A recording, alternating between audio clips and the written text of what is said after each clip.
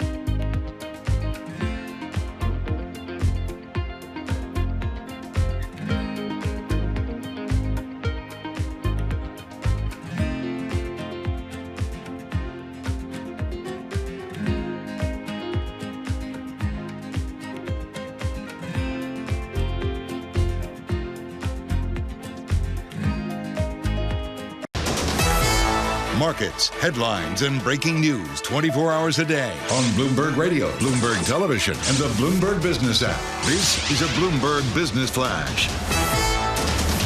The Bloomberg Interactive Broker Studio, I'm Lisa Mateo. More economic data out this week. We're starting with construction spending and ISM manufacturing. That's today.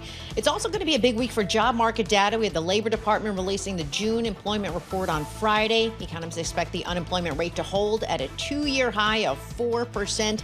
Now ahead of it, futures in the green. We have NASDAQ futures up 0.2%. Same for Dow futures and for S&P futures. We have the 2-year yield at 4.76%. That's little change. The yield on the 10-year 4.41%, and that's up 1 basis point.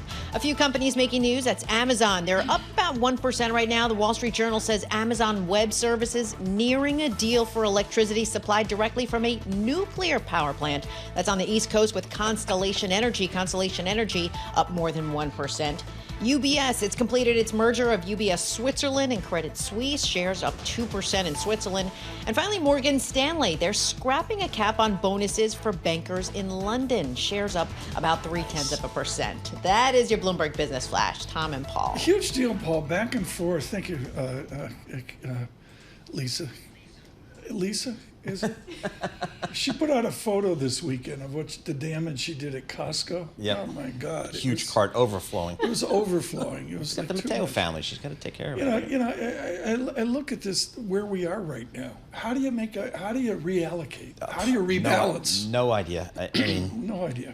We're going to talk about that. Kriti Gupta coming up. Many others as well. Cam Dawson, in studio. In studio, and Sonal Desai will join us from Franklin Templeton. I started screaming sometime Saturday. Vinjamuri was out on CNN.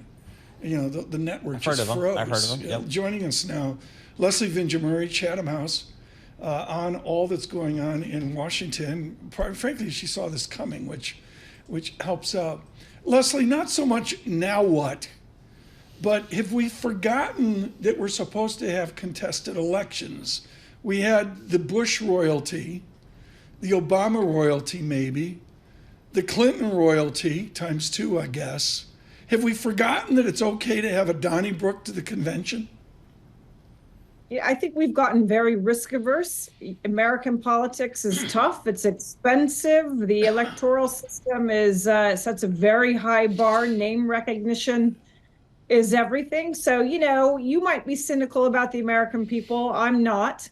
But I do think the system and the institutions make people very risk averse, people at the top of the party structures. All the money that's being involved, Mr. Katzenberg, I guess, driving the donor component of this debate in the last 72 hours. And I get the idea the money can go to the vice president. Can these other candidates, if we get to that, can they run to the convention in 8 weeks, I believe it is, with less money, or can they not run because they don't have $1 gajillion? As we all know, the first thing that has to be decided is by President Biden whether he's going to run. If he decides not to run, then of course the entire field opens up in a way that we don't have a good roadmap for, because it's not the normal scenario. But could donors get behind a new candidate? Yes, of course they could. And this is the conversation that everybody is having pretty much around the clock since the debate.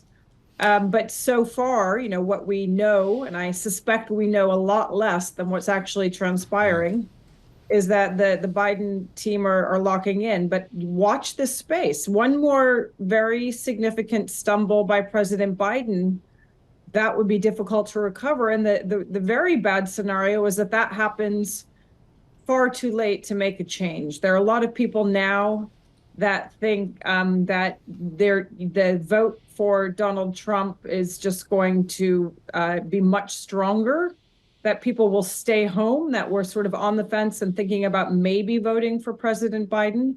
This is a very risky period. And come September, when politics and students and America is sort of back from the summer, it's going to be a very difficult campaign season, a very difficult politics. We're a little bit on hiatus through July and August, even with the conventions. Leslie, Matt from the fifth floor writes in and just asked, was Thursday night just a bad night, or is it something more? If it's something more, what role does the Democratic, I guess, party have in kind of suggesting where we go from here? Or is it entirely up to President Biden? Look, I have two answers to that. One is that, can President Biden govern for 4 more years? Absolutely. He has an extraordinary team of people around him in pretty much every single issue that matters. He doesn't have to work 12-hour days. He can make decisions, but let other people really do the daily work and the hard work of governing. The bigger question, though, is, can he get elected? And, was it a blip? It doesn't really matter if it was a blip. The American people, the world watched the so-called blip. They will make their own decisions about whether it was a blip. And undoubtedly, it is going to unsettle the confidence of very many people that were already concerned. A couple times this weekend, the phrase smoke-filled rooms came up. I mean, I'm old enough to remember 68 quite clearly. I guess we're going to redux that in Chicago. Define the smoke-filled rooms, Leslie Vinjamuri, of 2024. No, you're going to have to define the smoke-filled rooms, Tom. I mean, I think it's just not being able to see through clearly to what's coming next. On the 68, everybody wants to go back to 1968. Sure, there are some really significant lessons and parallels there, but history is, history, doesn't repeat itself, it does rhyme. Yeah, but I don't mean to interrupt, Leslie, but I think this is really important. I'm sorry, but is there no more smoke-filled rooms because there's a monopoly of a family that runs a given party? I don't want to get Democrat, Republican here, but there used to be a conversation nationally with cigars in hand among a party. Is that like a fiction now where it's just run by, the critics would say, the president and the first lady? No, I suspect, and again, Tom, this is where we don't know everything we'd like to know. We know what the New York Times has said. We know what the Wall Street Journal has said. We know what the FT and the Economist have said. At the end of the day, those conversations are happening. Of course they're happening. They're happening out of sight and certainly out of hearing distance. And this is why, everybody over the weekend who's talking is saying that the Biden team is locking down, that they're going to keep President Biden on the ticket. And maybe that's the case, but they're certainly not going to say, well, we're not sure. Imagine the volatility, uncertainty at a time of two major wars, a China threat, a whole amount of global disarray, dysfunction, polarization. You don't send the signal until or unless you've made a decision. We will hear nothing from the top unless they make that decision. Leslie, what's going to happen at this convention? It seems like Tom and I need to pay attention to this convention coming up. I think we all need to pay attention to this convention. We can imagine a couple of different scenarios. We can imagine that it just sort of you're talking obviously about August and not about July. In my view, it's a shame they're not reversed in terms of the timing, but August, it could just go as planned, or we might be in a situation where we are looking at Josh Shapiro, Gretchen Whitmer, Gavin Newsom, a number of candidates whose names are out and about. Kamala Harris, obviously, perhaps just staying as a vice president with somebody else on top. There are all sorts of scenarios and conversations going on, but that, again, we know depends on the decision that ultimately President Biden will have to make. We got to go. Dr. Vinjamuri, thank you so much. Let's say I'm penciling you in for July 5. It's Jobs Day in America. It's a holiday in the colonies. So like you and I are the only ones working. Right. And Leslie, I think there's an election in the United Kingdom. Maybe she'll help us pick up the pieces. Leslie Vinjamuri, iconic at Chatham House in London. Thank you so much for perspective today. Michael McKee out with a tweet moments ago, not on economics. I like what he says, Washington will turn blue as they hold their breath for Alex Steele and Paul Sweeney and the SCOTUS decision. I guess it's a big deal. It's a big deal. And, they've been fast and furious. They kind of went over another day here because they had a tremendous number of cases here, and they were all on Friday. You guys had just an amazing number of cases that came down, profound findings. So we'll see what happens today. Futures up 13, the VIX 12.95, the first day of July. Stay with us, Bloomberg Surveillance.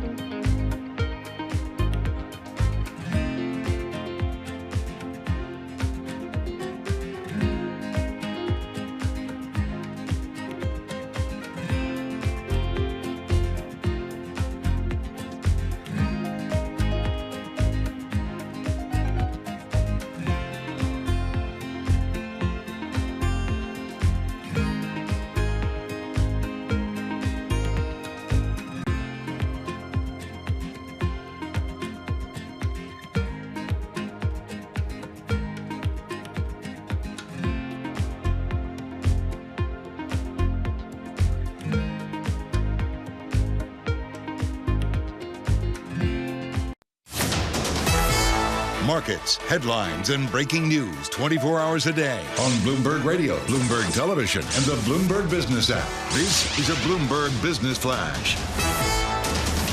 From the Bloomberg Interactive Broker Studio, I'm Lisa Mateo. Futures, well, pointing to a higher open as we head into a holiday-shortened week. Right now, we have NASDAQ, Dow, and S&P futures all up about 0.2%. The two-year yield at 4.76%. That's little change. The yield on the 10-year, 4.41%, and that's up 1 basis point. To commodities, we have spot gold higher at $2,335 an ounce. Brent crude, $85 a barrel. WTI crude, $82 a barrel. Some deal-making news. BlackRock, it's agreed to buy private capital database provider Preqin for $3.2 billion in cash. It's really looking to become a major player in alternative assets. BlackRock now up about 0.5%.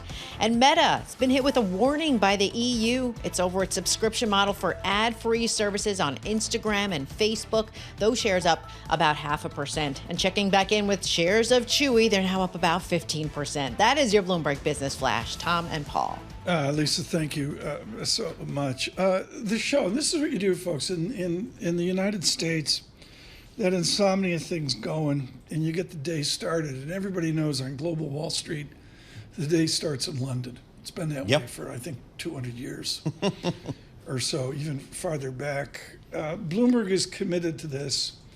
And when you have Anna Edwards, Guy Johnson, and you add Kriti Gupta to a show, this is 7 a.m. London time, early in our U.S. morning. It's a good way to start your trading day. The show's the opening trade, and I guess they're arguing about who sits where, but that's usually what you do. Joining us now, Anna Edwards won't talk to us. Guy Johnson won't talk to us. Kriti Gupta will talk to us. Kriti, I got to rip up the script, as you know I'm going to.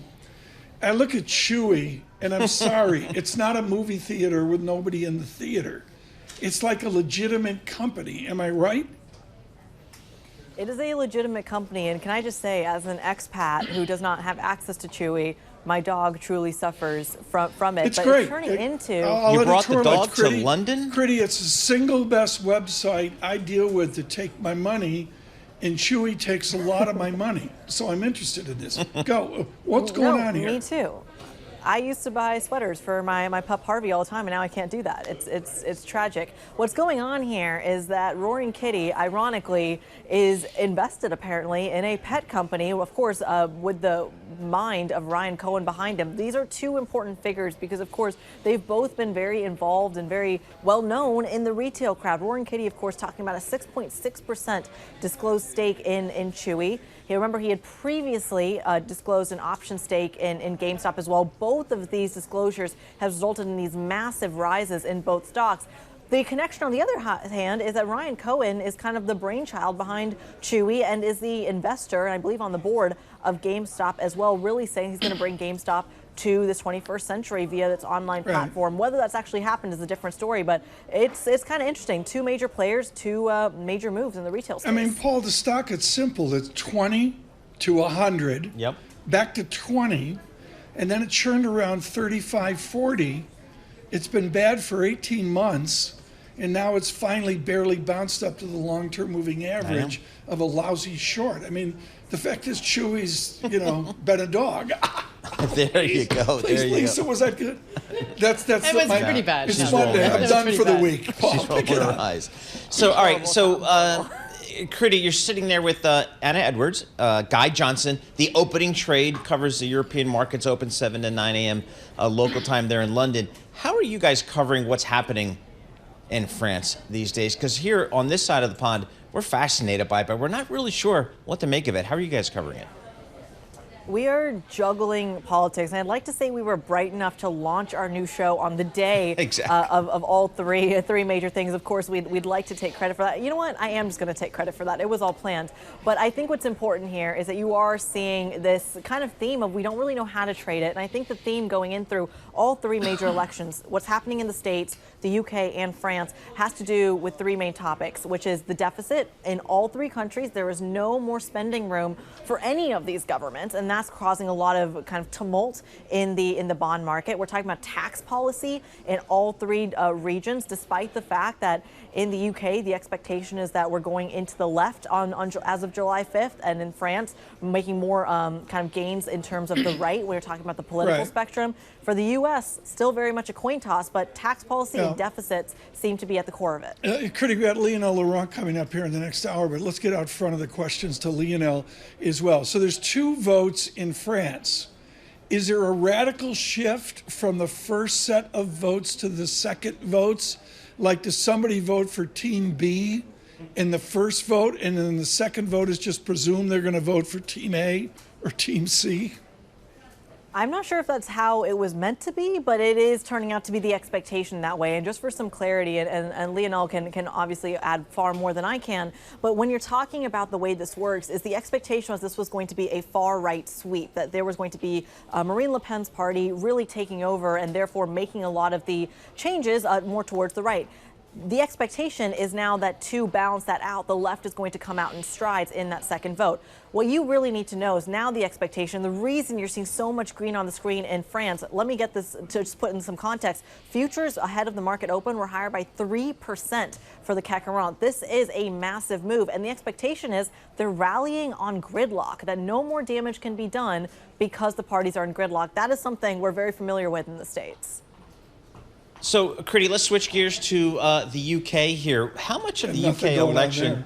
Yeah, how much of the UK election is still tied to Brexit in one way, shape, or form? It is the elephant in the room that nobody wants to talk about. And it's fascinating because every single member, specifically of Keir Starmer's party, or let's say the more prominent ones, I should say, have kind of hinted that growth equals more European-friendly policies. But the idea of reversing Brexit or creating a customs union or even getting this kind of thing they call an under 30, which means if you're under 30 and in the financial services, you can work anywhere in the UK or Europe. That's been repealed post-Brexit as well. Those are things that they're not willing to promise right off the bat. And that's because it's really such a cultural norm and could frankly cost them the election. So Brexit is something that everyone knows has been painful for the UK, but it's not actively being discussed to turn around. Kriti Gupta, thanks so much. Greatly appreciate it this morning here on the meme stock du jour. We'll continue to follow that here on July 1. And also, I mean, the election scene and, Modi seems like months ago now. Right. In India, and of course all this going on in Eastern Europe and Italy as well. And now, folks, for those that are really not up to speed on this, there's a triangulation of massive politics within the United Kingdom, within France, and within the United States of America. It's not that it's exhausting. I can just barely. I'm looking at a chart from the FT. Full disclosure, folks, I don't know how to read it. Right. It's I'm good at this, and it's a fabulous chart. Thanks, Alan Smith at the FT. I don't know what colors Macron. I think I know what colors Le Pen. I don't even know what the other team is, but we need to get some perspective on this and what it means. And of course, Paul, what it means is you look at Euro 107.49, stronger Euro, that affects Japan. Stronger Euro, weaker yen. Yep. You got intervention talk out at a 173 Euro yen, right, which is essentially unimaginable. All right, for our American listeners and viewers, the euro dollar, 1.07. We're getting a little bit farther away from parity, but still, that's a stronger euro here this morning. Stronger pound sterling here this morning as well. We take note of that, and again, the yen weaker again, 161.12 on the yen. So we got above that 160 level on the yen, where before, when that happened a month or so ago, we had the government step in and support it. Not there, it appears. Let's switch to entertainment. In and Out. I think I saw the $1 billion number. Is it like Barbie and Oppenheimer last year? I don't know if it's that, put an asterisk but it's certainly next big. Alex Steele, huge fan. She went out and saw it with her daughter, so she gave it 2 thumbs up. So that's big. But again, it's a good number. It's a kids movie. Yeah, it's a kids movie, and it's animation, and those usually are pretty solid summer type movies. Lisa, here did you go see In and Out 2? I did not see it. I hadn't even seen the first one, but I heard Kevin Costner's film did not do well. Did not do well. What was that mean? Like an epic. It took like Western. $100 million to how do you write off $100 million? Including if you're Kevin Costner, you put a lot of your own personal money into that because the studios weren't necessarily sold on it, so he had to put up a lot of his money. But is there like a bank loan at the Beverly Hills Savings Bank where it's oops? No, there's a lot of equity in here, a lot of equity partners that I'm sure Kevin Costner went out and tapped on the shoulder here. So that's a little bit of a challenge. It's like Barbie and an equity partner with the Detroit Tigers. Yeah, exactly. How's that going? It's July 1st. Futures up 14 with our news in New York City. Michael Barr. Thank you very much, Tom, Paul, Lisa. Starting today, President Biden's campaign will begin airing a new 60-second television ad in key battleground states with the theme, when you get knocked down, you get back up. The Biden campaign is responding to calls for him to bow out of the presidential race by saying a withdrawal would cause chaos and pave the way for a Donald Trump victory. After meeting with family at Camp David on Sunday, the campaign admits while Biden performed poorly in Thursday's debate, the president should stay in the race. Delaware Senator Chris Coons is a national co-chair for the Biden-Harris campaign and says Biden gained support after the debate. The polling I've seen after the debate has actually moved in the direction of Joe Biden. So I do think it's for Joe Biden to make any decision about his campaign, his debate prep, his path forward. Senator Coons spoke to ABC, but other polls show the opposite. Chief Justice John Roberts announced that the High Court will issue the final opinions of its term today, and that includes the question of presidential immunity. Bloomberg's Amy Morris reports from Washington. The justices will rule on whether former President Donald Trump is immune from criminal prosecution in the election interference case against him. It's about 2 months after hearing those arguments. The Supreme Court has ruled before that former presidents can't be sued in civil cases for what they did in office, but it's never weighed in on criminal immunity. Even if the court decides he's not immune, Trump's trial in Washington, D.C. might not take place before the November election. The last of the Supreme Court opinions are scheduled to be released at 10 this morning. Amy Morris, Bloomberg Radio. Finally, it is the earliest Category 4 hurricane on record. A dangerous Hurricane Beryl is closing in on the southeastern Caribbean. Officials are pleading with people to take shelter. Global news 24 hours a day and whenever you want it. With the Bloomberg News Now, I'm Michael Barr, and this is Bloomberg. Tom, Paul, Lisa. Rob Carolyn's talked about this. It's not a normal, my amateur take is it's just flat out early, and it's not a normal hurricane season. Oh, like I said, the earliest Cat 4 ever. Yeah. Talking about maybe hitting, I guess, Mexico's one goes path. South like of Jamaica Cancun. and goes over to Cancun. Yep. We're speaking as amateurs, folks. It may shift. May go right, may go left. But and B, Beryl's like the second of the season, right? It's alphabetical still. Exactly. Yep. Still alphabetical. So, this is serious. Everybody in the Caribbean, they need to heed the warnings. And one of the officials says, this is no joke, folks. Take shelter. They're boarding up the windows now. St. Lucia, Barbados. Yeah, exactly. Islands Paul's been to that I haven't been to. We go down to Aruba, and the stuff there in Aruba, they don't get hit by hurricanes because they're too far south.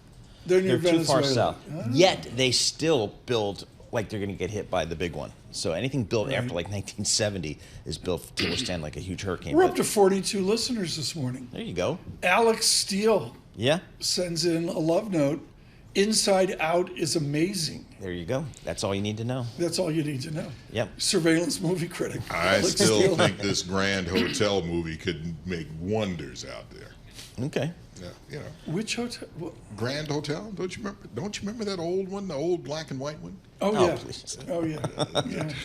Michael Barr, our Criterion movie. If the movie was made before 1958, Barr won't watch it. Poor Lisa is shaking her head. It's like, how'd you get this job, man? It's like... We're all together, folks. Lucky you. On the first day of July, Lisa Mateo, Michael Barr, Paul Sweeney, and Tom Keene. With our great team, we blew up the show this morning. Thank you, Dr. Vinjamuri, on short notice coming in from Chatham House, London. In the next hour, Lionel Laurent, absolutely definitive on France and the instabilities there, the protests by the left.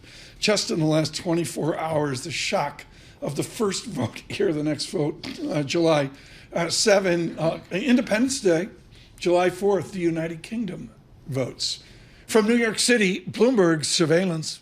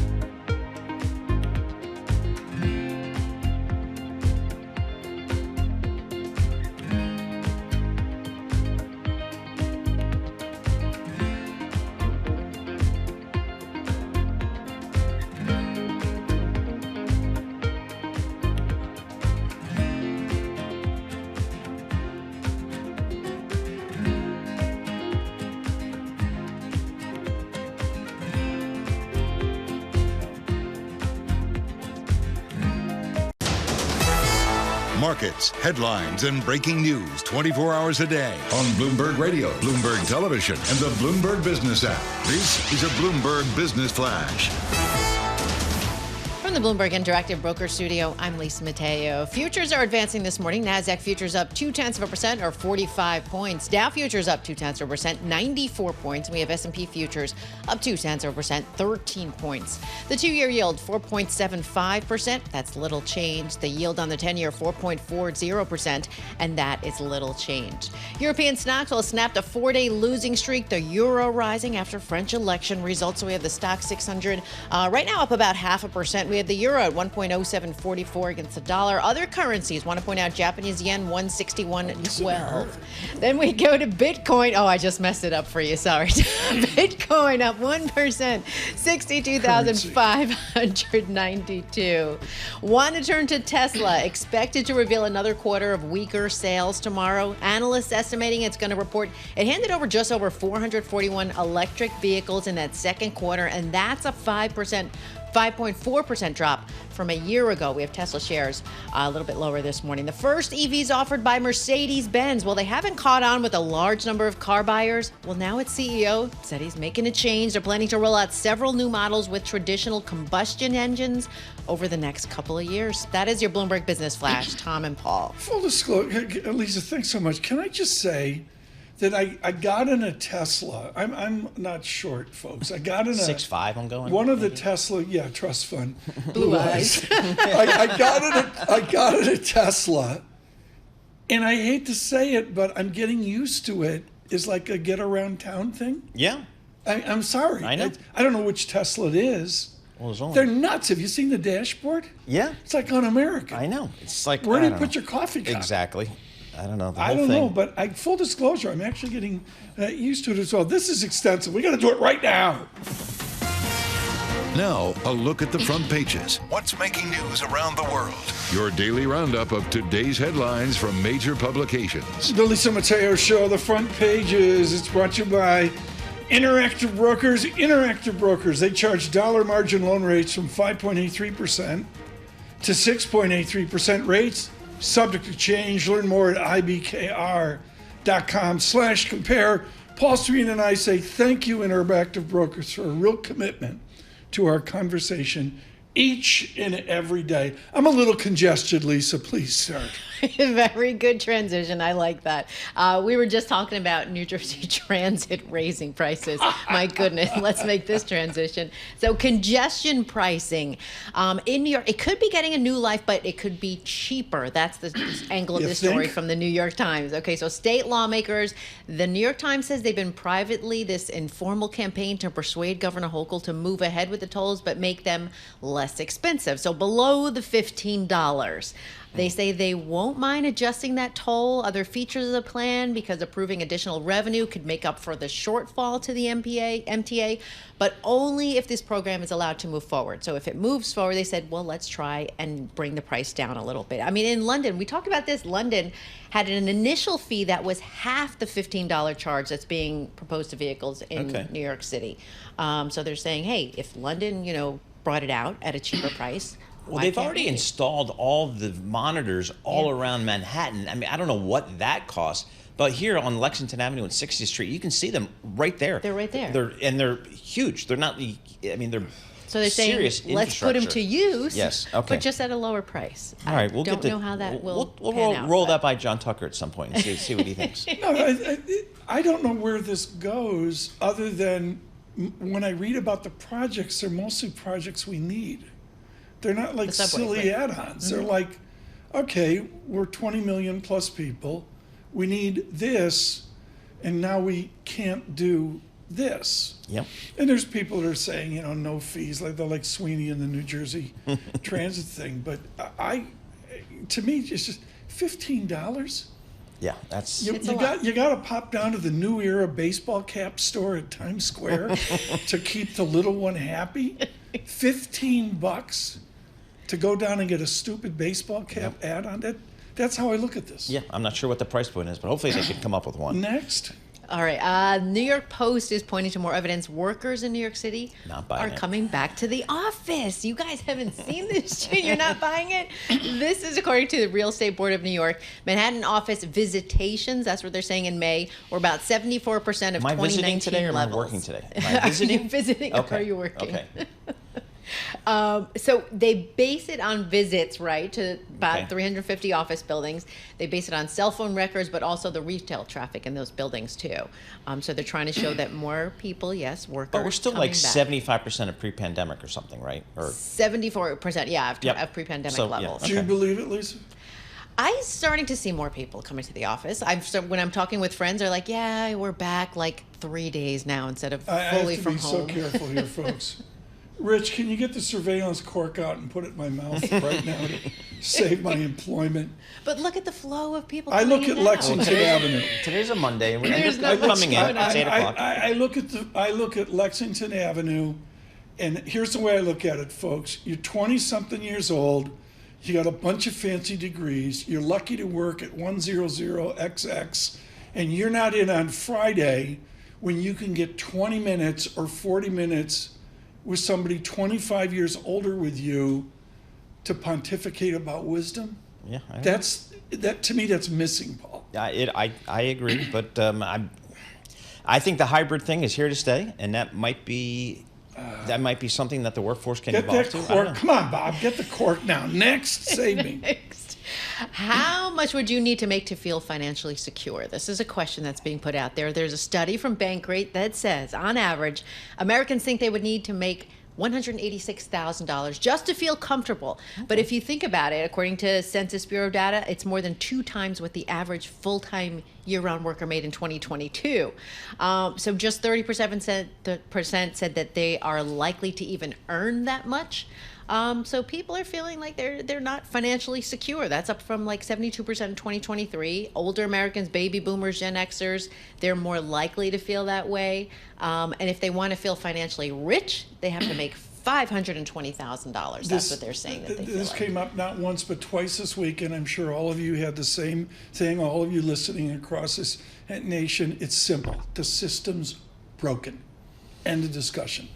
There's no other way to put it. And I think inflation, these higher in prices that everybody's paying for a lot of goods and services, that's making you feel probably less secure. Right. Because, I mean, whatever dollar you are making is not buying as much as it did 4, 5, 6 years ago. So that inflation shock that we've all dealt with, is still there. And I think it's top of mind for everybody. You go to Costco, you go to a restaurant, you go anywhere. So. I mean, quickly here, I mean, you got to have a tough mother like Lisa Mateo. Yeah. I mean, that's really the first order condition, because a lot of these kids are just not working like we worked. I mean, we thought nothing of working 70 hours a week, 80 hours a week. It was just 7 days a week. It was understood. Yep. Next. Time's changing. Well. You know what's also changing? How much money goes into your 401k. Yes, new hires, putting more money into it. But it's not actually their choice in some reasons, because the 6% saving, that's what they're putting into. It's a new standard for nearly a third of companies. They use automatic 401k enrollment. So companies are automatically rolling into that 6%. Whoa. So you don't opt in? They just take it? Automatic. Opt-in. Really? Yeah. Major shout out, Peter Orszag, right in the shop now at Lazard. Peter Orszag at Brookings years ago led the charge in this. I can't convey how lone a voice he was on opt-in. And Peter Orszag, coming out of LSE with all of his great academics, said this is the only way we're going to get it solved. My only problem with that is it's 6%. Correct. And not more. And I don't know how we get there. I'll let senior management in any given firm figure that out. But Orszag drove the boat on this. Yeah, but a lot more companies, 60% of companies You doing got that anything else? automatic. What happened to enrollment. Costco this weekend? At Costco, no. I didn't do the Costco run. I was stuck at a softball field in Connecticut for the entire weekend. Really? So you have to buy a hotel room and do all that kind of silliness? Hotel room, and then it poured on Sunday. We were That is drenched. no way to live your life. But they won the tournament. Oh, they won. did. Bing, They did bing. Providence Gals. Okay. So what's the next tournament? Like, Des Moines? The next one would be Binghamton, New Oh, York. Binghamton. And then we go down to South Jersey. It's a whole fun. Does anybody come That's to you? just Do you have the any summer. homes? Oh, you're just going the to summer. South Jersey. So Yeah. she'll be We go listening visit to Bon Paul. Jovi. I can see the girls out in the field getting ready, listening to Runaway. Bon Jovi.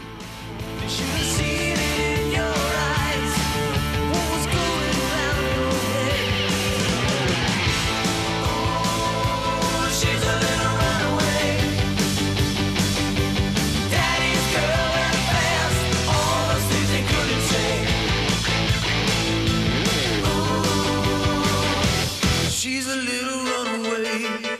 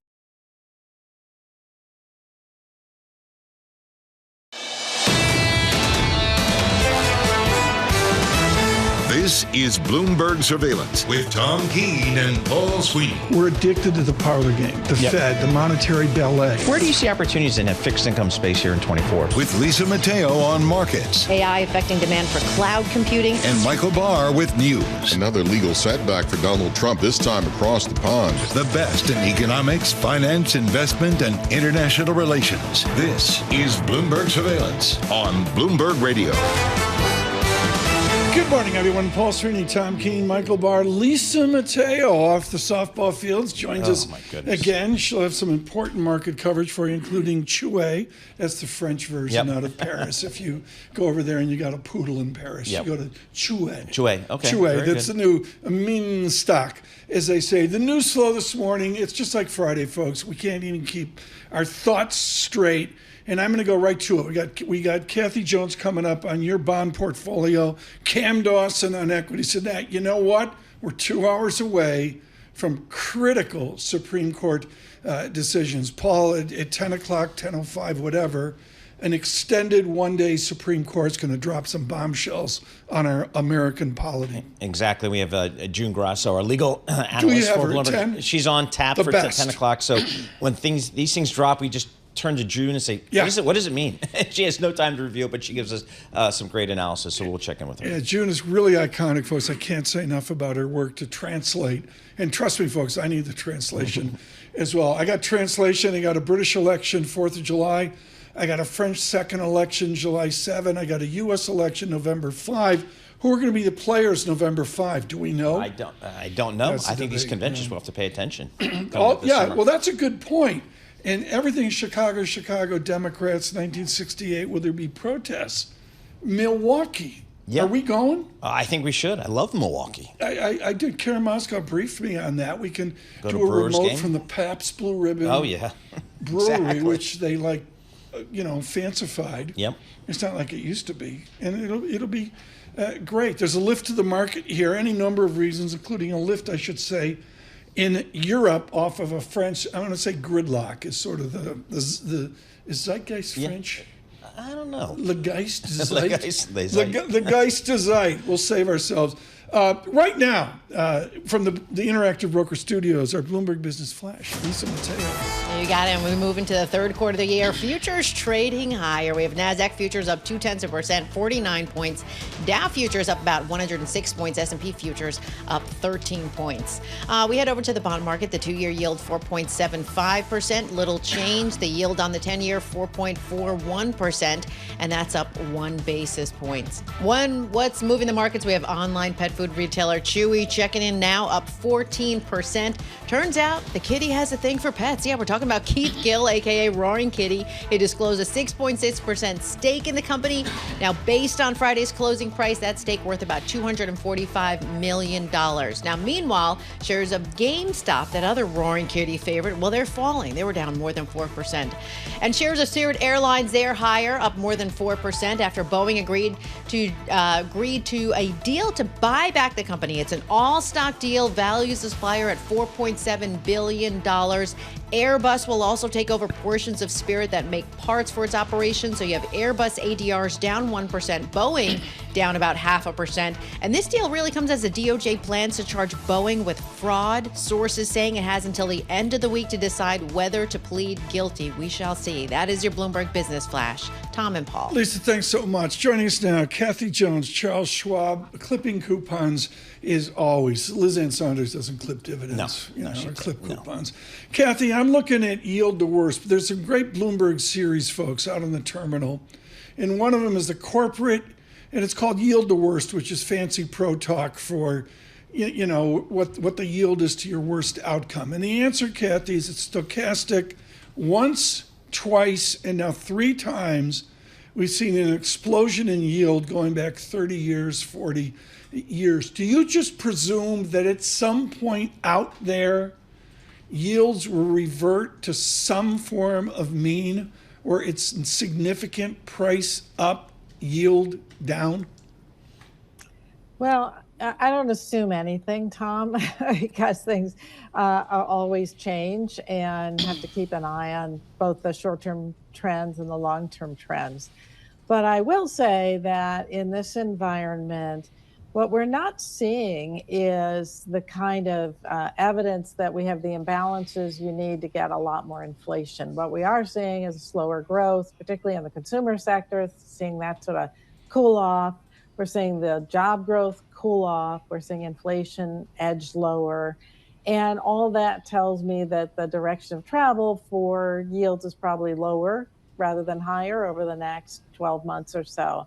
And I do think real yields probably revert more to the mean. So real yields are the highest they've been in 15 years. That probably will drift lower over time as well. That's more of a mean reversion than the nominal yield. So for mere mortals out there scared stiff of the equity market, are they investing for coupon or for total return? I think most investors now are in it for the coupon because the coupon's pretty attractive. But when you have a 5% coupon or 4.5% coupon, your chances of a positive total return are pretty high because that composes most of what you get in total return. You know, when you buy bonds, most of what you get is the interest, right? And then the principal back at par. Or even if you're trading, you'd need a pretty big price decline to offset that kind of fat coupon. And that's the difference between where we are today and where we have been for 20 years or so. When you had no coupon, then it became a bigger struggle to have positive total return. Now you don't need a big price change. You don't need a big rally to have a positive total return. So, Kathy, you know, at cocktail parties for the last 20 years, I had no interest in speaking to fixed income people because they gave me no coupon whatsoever. Now, I kind of searched them out here. I want to know if I need. Is that what you did this weekend? Exactly. I mean, I find somebody who Kathy, manages fixed. How are bond people different at cocktail parties than equity people? Well, we're not mobbed at cocktail parties the way equity people are. Exactly. So, Kathy, do I sit there, as you mentioned, and maybe, you know, a 2-year U.S. Treasury, 4.75%? I mean, that's not a bad way to make a living. Or should I take some credit risk here? Well, you know, really, again, always depends on what you're trying to accomplish. But we think it makes sense to take some credit risk to get more yield. So with the Treasury curve inverted, you know, you don't want to go too far out because you just don't get paid for taking that extra duration. But in investment grade corporate bonds, agency mortgage-backed securities, you know, you get more yield as you go out the curve. Right. And so you get those 5.5% yields. And if you think that's attractive for the next 5 to 10 years, which we think is a reasonable proposition, then you could take a certain amount of credit risk. I wouldn't dive down into very low credit quality, not at this stage of the business cycle. I'm fascinated, Kathy Jones, about what your actuarial assumption is. Because with yields up, I guess it's a higher actuarial assumption, but nobody trusts that, do they? No. I think we've had such a degree of volatility and so many regime changes over the last decade or so that people are really very hesitant to use those actuarial assumptions. But, you know, at the end of the day, bonds are about math. And, you know, for me, the math works. That 5% is an attractive place to be. Hey, Kathy, I'm looking at the INGO function on the Bloomberg terminal. It gives me the Bloomberg Index browser, all the fixed income returns globally. I see the U.S. corporate high yield market is the only place where I'm getting a positive return, positive 2.58%. I'm surprised the high yield market is doing so well, given that people do have a concern about this economy. How do you think about the high yield market? Yeah, well, two things are helping returns in the high yield. That coupon, so you're getting really fat coupons, and I think the all-in yields are over 7.5%. So with that kind of coupon, if you don't have a default, you know, you're by definition going to have a positive return to some extent, even if you get an uptick in yields. I think so. That's part of it, and then spreads have been very low and continue to be very low and tight.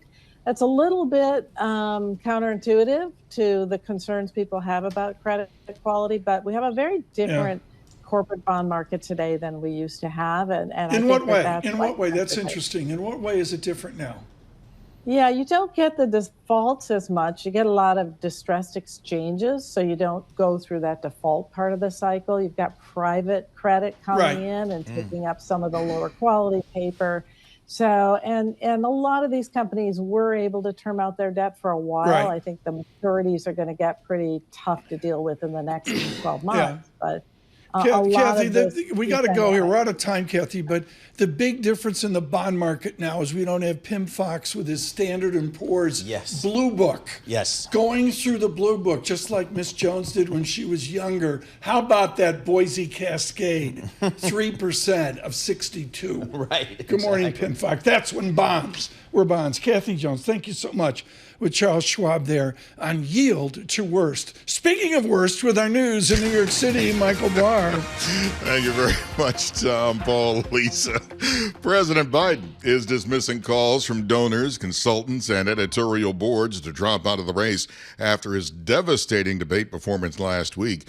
The campaign released a new 60-second ad this morning highlighting his fiery day after speech in Raleigh, North Carolina, saying, when you get knocked down, you get back up. Brown University political scientist Wendy Schiller says the debate has shifted the dynamic in the race. The partisans are going to get out the door and they're going to vote probably more enthusiastic today for Donald Trump on the Republican side than the Democrats, as we know, for Joe Biden. Among other things, there's other issues in the Democratic Party that are dividing the party. So there's less enthusiasm on the Democratic side to begin with. I think there are concerns among young voters who lean Democratic about his age. So they have a lot of challenges, but they're waiting to see if the polls move. Brown University's Wendy Schiller. A CBS News poll taken after the debate shows just 28% of registered voters think Biden should be running for president. This morning, the Supreme Court is expected to issue a highly anticipated ruling on whether former President Trump has broad presidential immunity that would shield him from criminal prosecution. Trump's lawyers argue former presidents are absolutely immune for any official acts they took as president, and Trump says everything he did was official. The special counsel says that's a recipe for disaster. Former presidents must be subject to prosecution, he argues, or else their power to do wrong in office will be virtually unchecked. French voters face a decisive choice on July 7th in the runoff of snap parliamentary elections. In round one, Marine Le Pen's far-right National Rally won a smaller margin of victory than some polls indicated. For round two, the left-wing and centrist parties are weighing whether to poll candidates to keep the far-right out of power. Global news 24 hours a day and whenever you want it with Bloomberg News Now. I'm Michael Barr. This is Bloomberg. Tom, Paul, Lisa. I got a map here of France, Paul, and it's got I don't know what, they're not arrondissements, they're like counties, or I can't remember the word for counties in France. And, basically it's all purple because of Le Pen, but there's like 4 other colors. There's a lot of different parties running. Yeah. My head's spinning. We're talking, I think it's just majorities and how big is your majority and all those types of things. So I'm learning as we go here. But, a lot of folks, including our next guest, Leonard Laurent, saying calling the snap election it's backfired for Mr. Macron. And like Paris, I don't know what percent. Paris is like 35% of the people of France. Okay. There's no American equivalent. Okay. It's like right. Everybody's in Paris. And even in Paris, it's multicolored. And Sam Fazeli, Bloomberg Intelligence, he's down somewhere in the south of France. I think we need to go there. He's getting nowhere near this. He's just drinking his wine on the horse farm, not bothering anybody. Gulfstream, July 4th. Yeah, the 4 of us. We'll go there and see Sam Fazeli at the farm. Lisa and I could stop by Dior. Exactly. Reto's got the budget. No problem at all. Keep her the Amex. Yep. I think a road trip to Paris. What do you think, folks? From New York, it's Bloomberg Surveillance.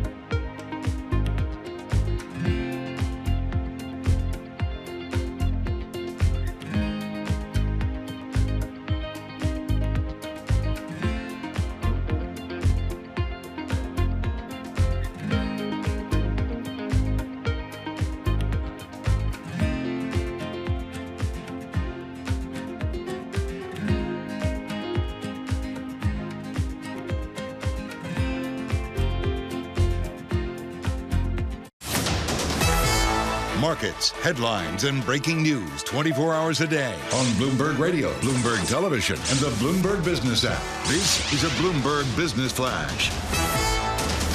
From the Bloomberg Interactive Broker Studio, I'm Lisa Mateo. In the U.S. this week, Wall Street awaits major reports from the Labor Department with the U.S. jobs report on Friday. The Fed also issues minutes from its June policy meeting. But today we get things started with the construction spending report on that, as well as ISM manufacturing. Now ahead of it, we have futures advancing. NASDAQ futures up 0.2%, 50 points. Dow futures up 92 points. S&P futures up 13 points. We head over to the bond market. The 2-year yield 4.76%. That's little change. The yield on the 10-year 4.42%, and that's up 1 basis point. Few companies making news. Amazon, their shares up 1%. The Wall Street Journal says it's among the tech companies looking to America's nuclear power plants to power its data centers to meet the demands of that AI boom. And then we have UBS. It's completed its merger with UBS Switzerland and Credit Suisse. Shares up nearly 2% in Switzerland. And Morgan Stanley scrapping its cap on bonuses for bankers in London. Morgan Stanley shares up about 0.5%. That is your Bloomberg Business Flash. Tom and Paul. Lisa, thank you so much. This is a joy. He has parchment from Oxford, the London School of Economics, and Columbia University. He is our definitive voice on his France. Lionel Laurent joins us now from Paris. Lionel, I'm going to cut to the chase. With the collapse of de Gaulle and maybe the collapse of Macron, is there a risk here of the collapse of the Fifth Republic and somehow a new Sixth Republic? So I think that basically the Fifth Republic is really showing its limits. We've never seen a situation like this, Tom. The National Front, the National Rally, having such a result around the country and having the mainstream parties of government relegated to third position, basically, and out of the race. I mean, this has never been done before. So we are definitely entering a period of instability. There are a few ways that Macron can claw back out, but essentially we're really going to test the institutions and the Constitution, I think, really to the limits. The noise that you hear in the background, folks, is Lionel Laurent is so large. Yep. He's putting into his kitchen in Paris an 8-burner La Cornue oven, which costs like $150,000. I mean, Lionel's like helping the budget, the investment of France. We'll continue here with this construction work going on. Lionel, I'm fascinated in a 2-vote system. Is there a belief of the French people that they can change their vote now as they go to July 7? So this is a traditional challenge, right, for the 2-round system. So the proverb is that you vote with your heart in the first round and with your head in the second round. But again, we've never seen anything like this, right? Because for weeks now, Macron's been saying, we are the party of the center, we are not the party of the extremes. Now he's saying, actually, maybe to stop the far right, we need to actually ally, in some cases, with the far left party.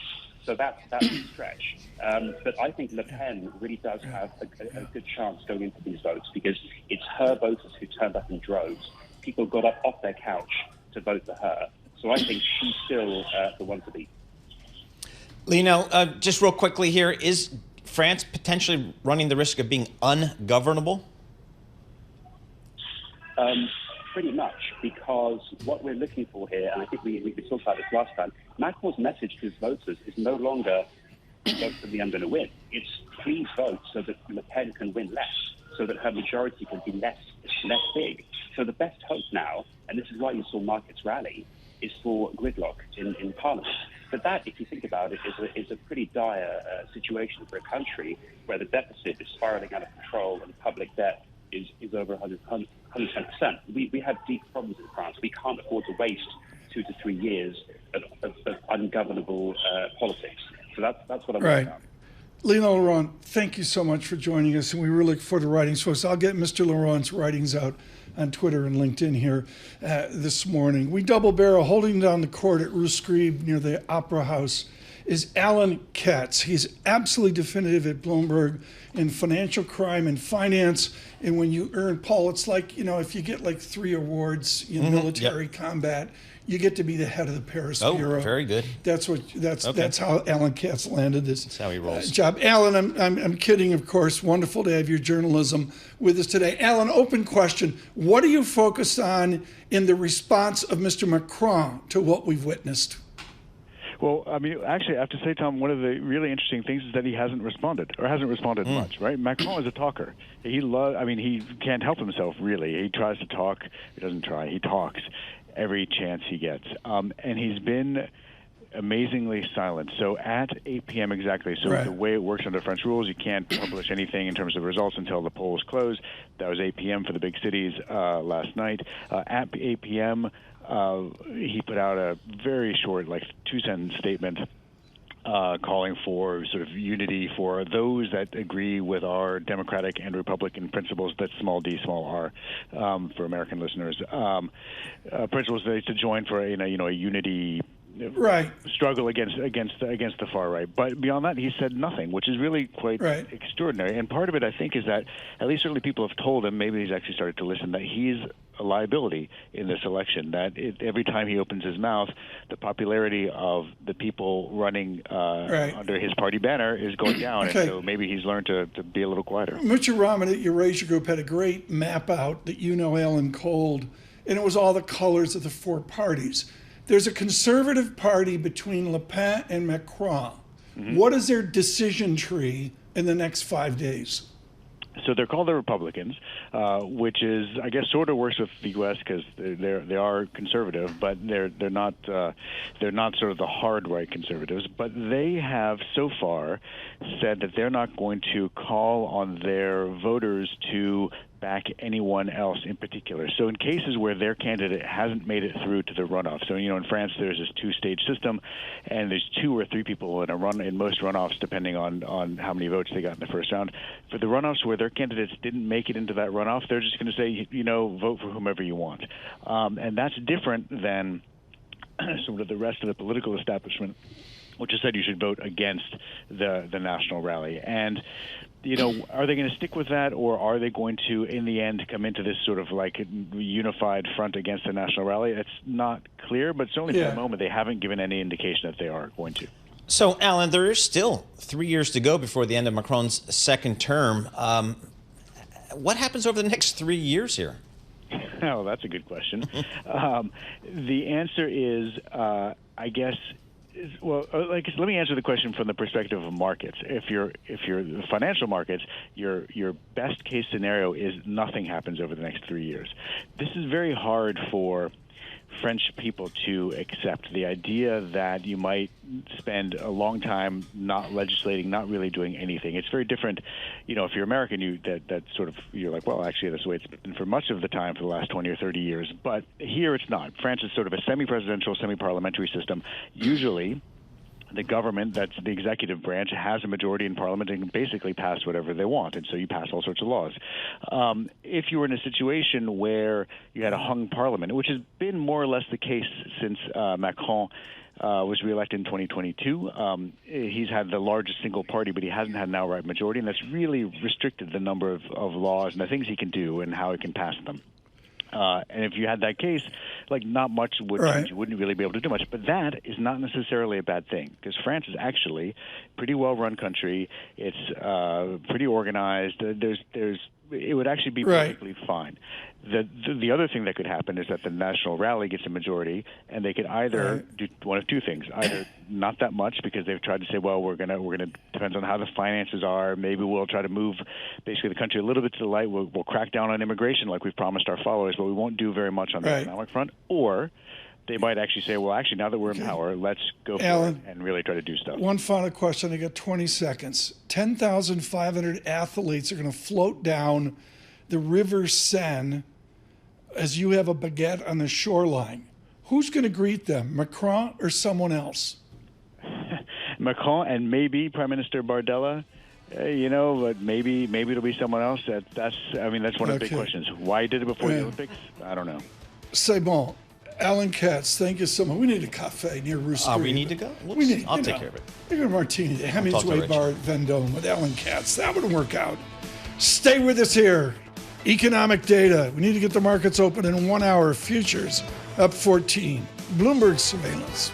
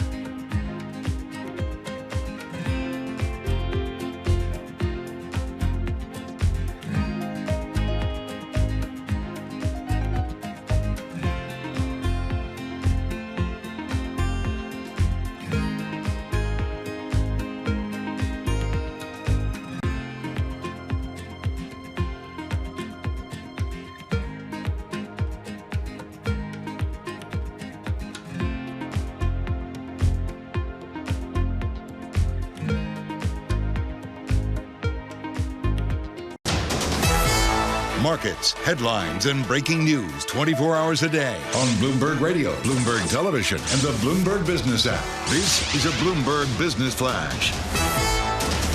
From the Bloomberg Interactive Broker Studio, I'm Lisa Mateo. Futures pointing to a higher open as we head into a holiday-shortened week. We have NASDAQ futures up 0.2%. Same for S&P futures. Dow futures up about 0.1%. The two-year yield, 4.77%. That's up 2 basis points. The yield on the 10-year, 4.44%, and that's up 4 basis points. European stocks, well, they snapped a 4-day losing streak. The euro rising, French election results, that could be part of the reason. Stock 600 right now up about 0.6%. We have the euro at 1.0742 against the dollar.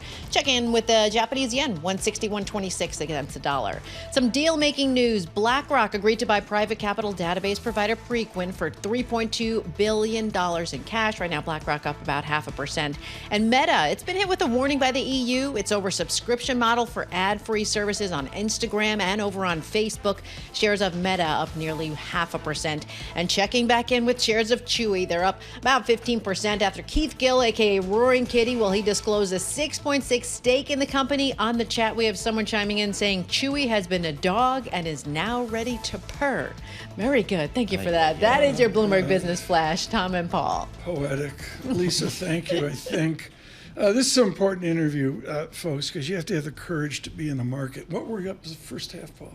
Yeah, we're up 15. Yeah, 15%. Not bad. Joining us now, Kim Dawson, NewEdge Wealth, who, people make jokes about it, but they're strategists that have a conviction to say stay in the market. Kim Dawson, I think the bears percolated this weekend off the calendar and said, OMG, now's the time to get out.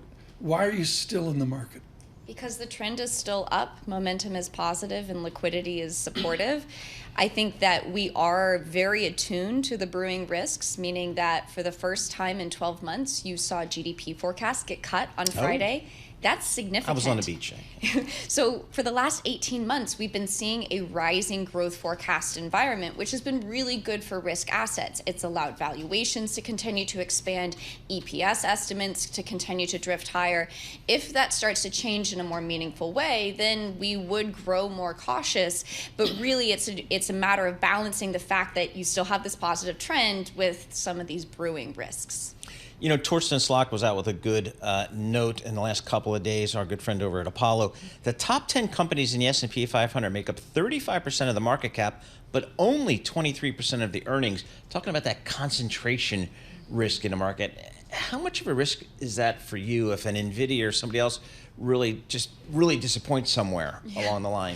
One of the phrases that we keep repeating is that trees can grow a lot longer than you think, but they usually stop short of the sky. Okay. Meaning that eventually you're going to have a challenge where you will have priced all of these unending growth parts of the market at such lofty valuations that even if they deliver growth, you will see an unwind in the valuation. The problem is you need a catalyst, and you need earnings to stop going up. What's important here, folks, is Kim Dawson brings bulletproof mathematics to this. She's not just spouting paragraphs. Do you have a discounted cash flow model or some form of net present value study that allows you to stay in the market? How do you get there? I will say that we are in very rarefied air for valuations. And so if you're just looking at fundamentals, what you have to acknowledge is that you're back up to 2020, 2021 levels of valuations.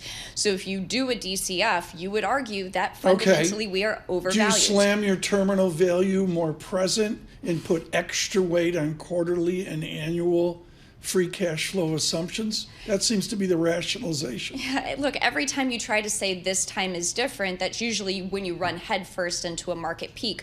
Go back to December of 2021. Robert Shiller came out and said, don't worry about high valuations because interest rates are so low.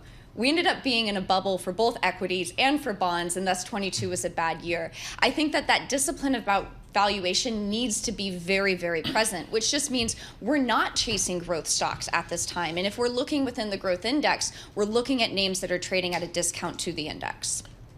Where do I go here? I'm afraid of tech stocks. Do I go financials, energy, industrials? Where does a normal person go? Yeah, I think that there are plenty of opportunities outside of the mega cap stocks, but you have to be highly selective, which means that we don't think that you should be indexing your value, your international or your small cap, meaning active management is absolutely imperative because there's a big divergence between the winners and the losers in that space. And so if you can look at names with high free cash flows, strong return on invested capital, good growing dividends, all the things that we love as long-term investors, you weed out the strength from the weakness, and that's where you can add value. In the textbook will say out of 100 stocks, 30 have strength, 70 have weakness. How do you find the 70% you don't want to own? Yeah, well, it's a combination of the fundamentals and then that discipline around the technicals, which is that what we do is we screen out names that do have high debt, meaning that they rely on capital markets just to keep the lights on. We screen out names that have really volatile free cash flow generation. We want stability in that. And then what we're trying to identify is those names that have high ROICs, return on invested capital. Every dollar they put into the business, they generate more out. That doesn't doesn't mean you get the stocks right at every moment, because a lot of those names are still being left behind in this extraordinarily narrow market. What we were reminded, I guess, Thursday night into Friday is this is an election year, and there's election political risk in the marketplace. When you talk to your clients, how do you talk to them about what could be a volatile time on the political front over the next 6 months? I think we have to first identify what neither party is talking about, which is balanced budgets and austerity. So no matter what party you affiliate with, you have to acknowledge that both parties are going to probably contribute to higher deficits, which just means that the bond market is going to have to continue to digest this higher issuance of treasuries. That could mean a steeper yield curve through a bear steepening, and it could mean this continued drift higher in the long end of the curve. Let me double-barrel use of cash here. It's real simple. Use of cash, share buyback, dividend growth, and I'd compound with that the nascent idea that big tech and other companies, frankly, will issue more bonds. Am I onto something there? They don't. Do they need to? I think they don't need to. That's precisely the point. But you do it, and you retire stock. I mean, that's the big. It's Mario Gabelli 101. Yeah, I think that the calculus for using debt in order to do share repurchases is less attractive at today's rates. But to your point, credit spreads are also extraordinarily tight. So you could take advantage of, say, yes, my base yield is higher, but nobody really is demanding extra compensation for credit risk. The triple B to double B spread is actually tighter today than it was in 2021. Showing just how price perfection the credit market is. I mean, right there, I think, Paul, that's the quote of the day here, is the bond market is telling the equity market what to do. The most important thing that happened last quarter was at Home Depot. Yeah. They had a bond offering. It was like 4 phone calls. Yeah, monster I mean, to deal. me, that's the most important thing last quarter. What are you guys thinking about our Federal Reserve here this year? When, how many times? What are you guys factoring in? I think that the Fed is far more balanced, and this is their words, we're more balanced in the risks between unemployment going up and inflation going up, meaning that they are growing more concerned about some of this fraying in the labor market. We are already at their 4.0% target for unemployment this year, which just means that if we creep higher into that 4.2 zone, it could be the room for them to be able to cut. We got to rip up the script here Sure, now. why not? I mean, YouTube's on fire.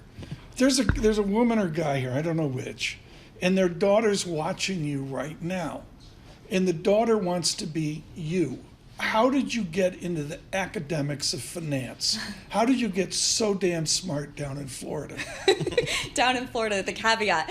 Look, I think read a lot of books, be a voracious reader, and I think that the study of economics is the most beautiful study in a liberal arts education. You get math, sociology. I just told my 19-year-old that yesterday. What's the number one investment book that changed your life? I know mine, but what was the one where you said, hey, this is interesting? Yeah, no, not Flying on One Engine. What was the book? What was the book that, you're 17, 18 years old, and it was an investment book? Yeah, I think More Money Than God is a fantastic book, Sebastian Mallaby, about some of the great hedge fund investors. I think that books like Austerity, which is a fantastic book about politics and economics coming out of the European For me, it was crisis. Against the Gods, Peter Bernstein, on risk and uncertainty.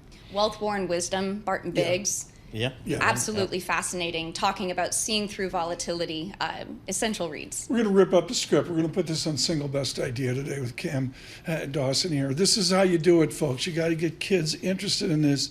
You throw the book at them and say, no TikTok till you read the book that Cam Dawson says to read. With our news, July 1st from New York City, Michael Barr. Thank you very much, Tom. Paul, Lisa, the Supreme Court will rule today on Donald Trump's claim that he is immune from criminal charges. Bloomberg's Ed Baxter has the story. The ruling will be based on charges that he attempted to overturn the 2020 election. There's a strong possibility that it'll be kicked back down to a lower court. During oral arguments in April, some of the justices, including Chief Justice John Roberts, discussed asking the lower court to distinguish what part of the charges were part of the president's job in public office and what were private. This ruling, of course, will have direct bearing on how special counsel Jack Smith may proceed. Ed Baxter, Bloomberg Radio. Former Trump White House chief strategist Steve Bannon is set to turn himself into a federal prison in Connecticut after he was convicted of 2 counts of criminal contempt of Congress. Bannon is set to serve a 4-month prison sentence. President Joe Biden's family has urged him to stay in the race and keep fighting despite his dreadful debate performance. During a meeting at Camp David Sunday, some family members are said to have criticized the way Biden's staff prepared him for the face-off. This morning, the campaign released a new 60-second ad highlighting his fiery day after the debate speech in Raleigh, North Carolina, saying, "When you get knocked down, you get back up." Hurricane Beryl is closing in on the southeastern Caribbean, and government officials are pleading with people to take shelter. Hurricane warnings have been issued in Barbados, St. Lucia, St. Vincent, and other islands. This resident says he is as ready as he can be. The windows are already secured, boarded up, everything like that, and we got all the water and everything secure in the house and ensure that the house secure and everything's fine. Beryl is expected to bring 3 to 6 inches of rain across Barbados and the Windward Islands throughout the day today. It is the earliest Category 4 hurricane ever on record. Global news 24 hours a day and whenever you want it with Bloomberg News Now. I'm Michael Barr. This is Bloomberg. Tom Paul. We got a surveillance gateway reporter, Paul Sweeney, scheduled in 14 years. We'll get a tunnel or an improvement of tunnels. Another 14 years. Skylar out with a killer article today. She and the team, Skylar Woodhouse. Pulling no punches here. Your New Jersey to New York commute. For those across the nation, describe the normal day, New Jersey to New York commute. Which I've been doing for 35 years now. It's no better or worse than it was 35 years ago. It's the exact same. But there's a lot more people, right? Well, no. Now with post-pandemic, it's less, but the trains aren't as crowded. But the last couple of weeks have been really tough with the heat. Apparently, that caused some real problems for a lot of us getting in and out of Penn Station. But by and large, it's the same. The services. I always defend New Jersey Transit. It gets like hundreds of thousands of people in and out of the city every day, safely, more or less on time. Yeah, you have some bad weeks. A couple of summers ago, we had a bad summer. But by and large, they get people out and out pretty efficiently. It's a 15% hike, first time in 9 years. Yeah, I don't understand that pricing strategy. Everyone says that's nuts. It is. It sounds nuts. It's going to feel nuts when I go to buy my 10 trip today down to the shore. It's going to be a lot higher. But again, I don't know who prices their So does this make product. the ferry more attractive so you can end up on the deck with a beverage of your choice? I think a lot of Fridays in the summer, those Fridays that I'm actually working this summer, I'm going to be taking the ferry down to on the deck for a cold beverage while I wait for my Uber. I mean, Lisa, on Friday, he's talking Thursday here. Yeah, exactly. Thursday's a new Friday. Thursday is a new Friday. Driving down to the shore on a Thursday afternoon is like peak summer. Nobody works Fridays anymore. So anyway, why? How can you have productivity? What is this, France? Exactly. I mean, it's crazy. Summer hours. It's summer hours, and we'll see. I'm working Friday. I'm working. What this am I, Friday. nuts? I'm working this Friday. This Friday. Yeah, this Friday. This is July Friday. Exactly. And then there's an August Friday as well, exactly. Right? There we go. Lisa, that's how it works. You and I, we got to get on the Sweeney page. From New York City, stay with us, Bloomberg Surveillance.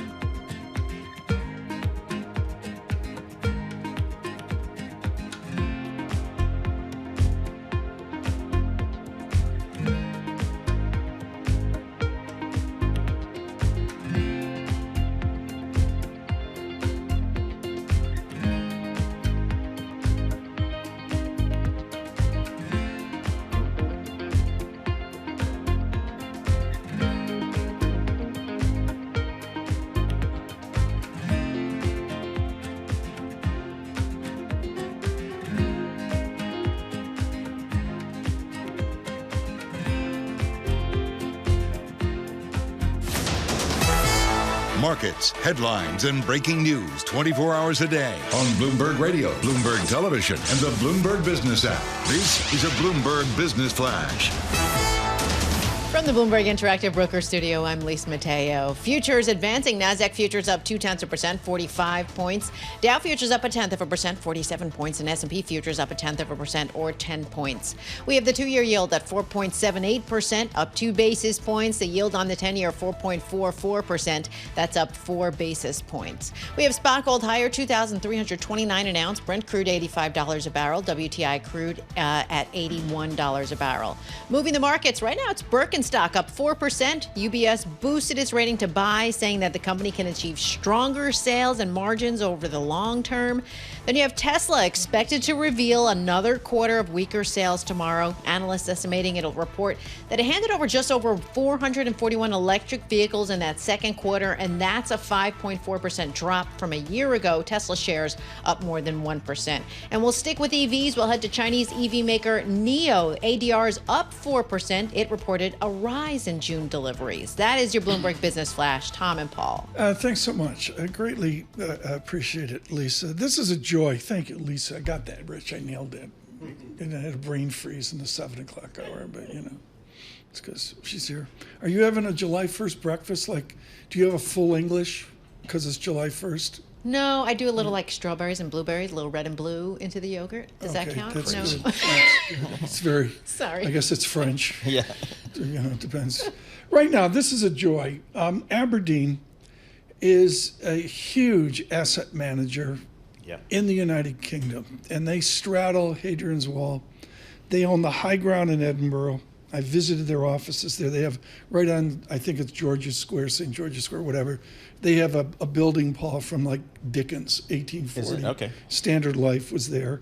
And of course, all of their work across the United Kingdom, Aberdeen Asset Management. So it's a perfect time to speak to Paul Diggle, their chief economist, and someone, of course, looking at the politics of America, the economics of France, the politics of the United Kingdom. Paul, from where you sit in Edinburgh, has Brexit been a success or an unmitigated disaster?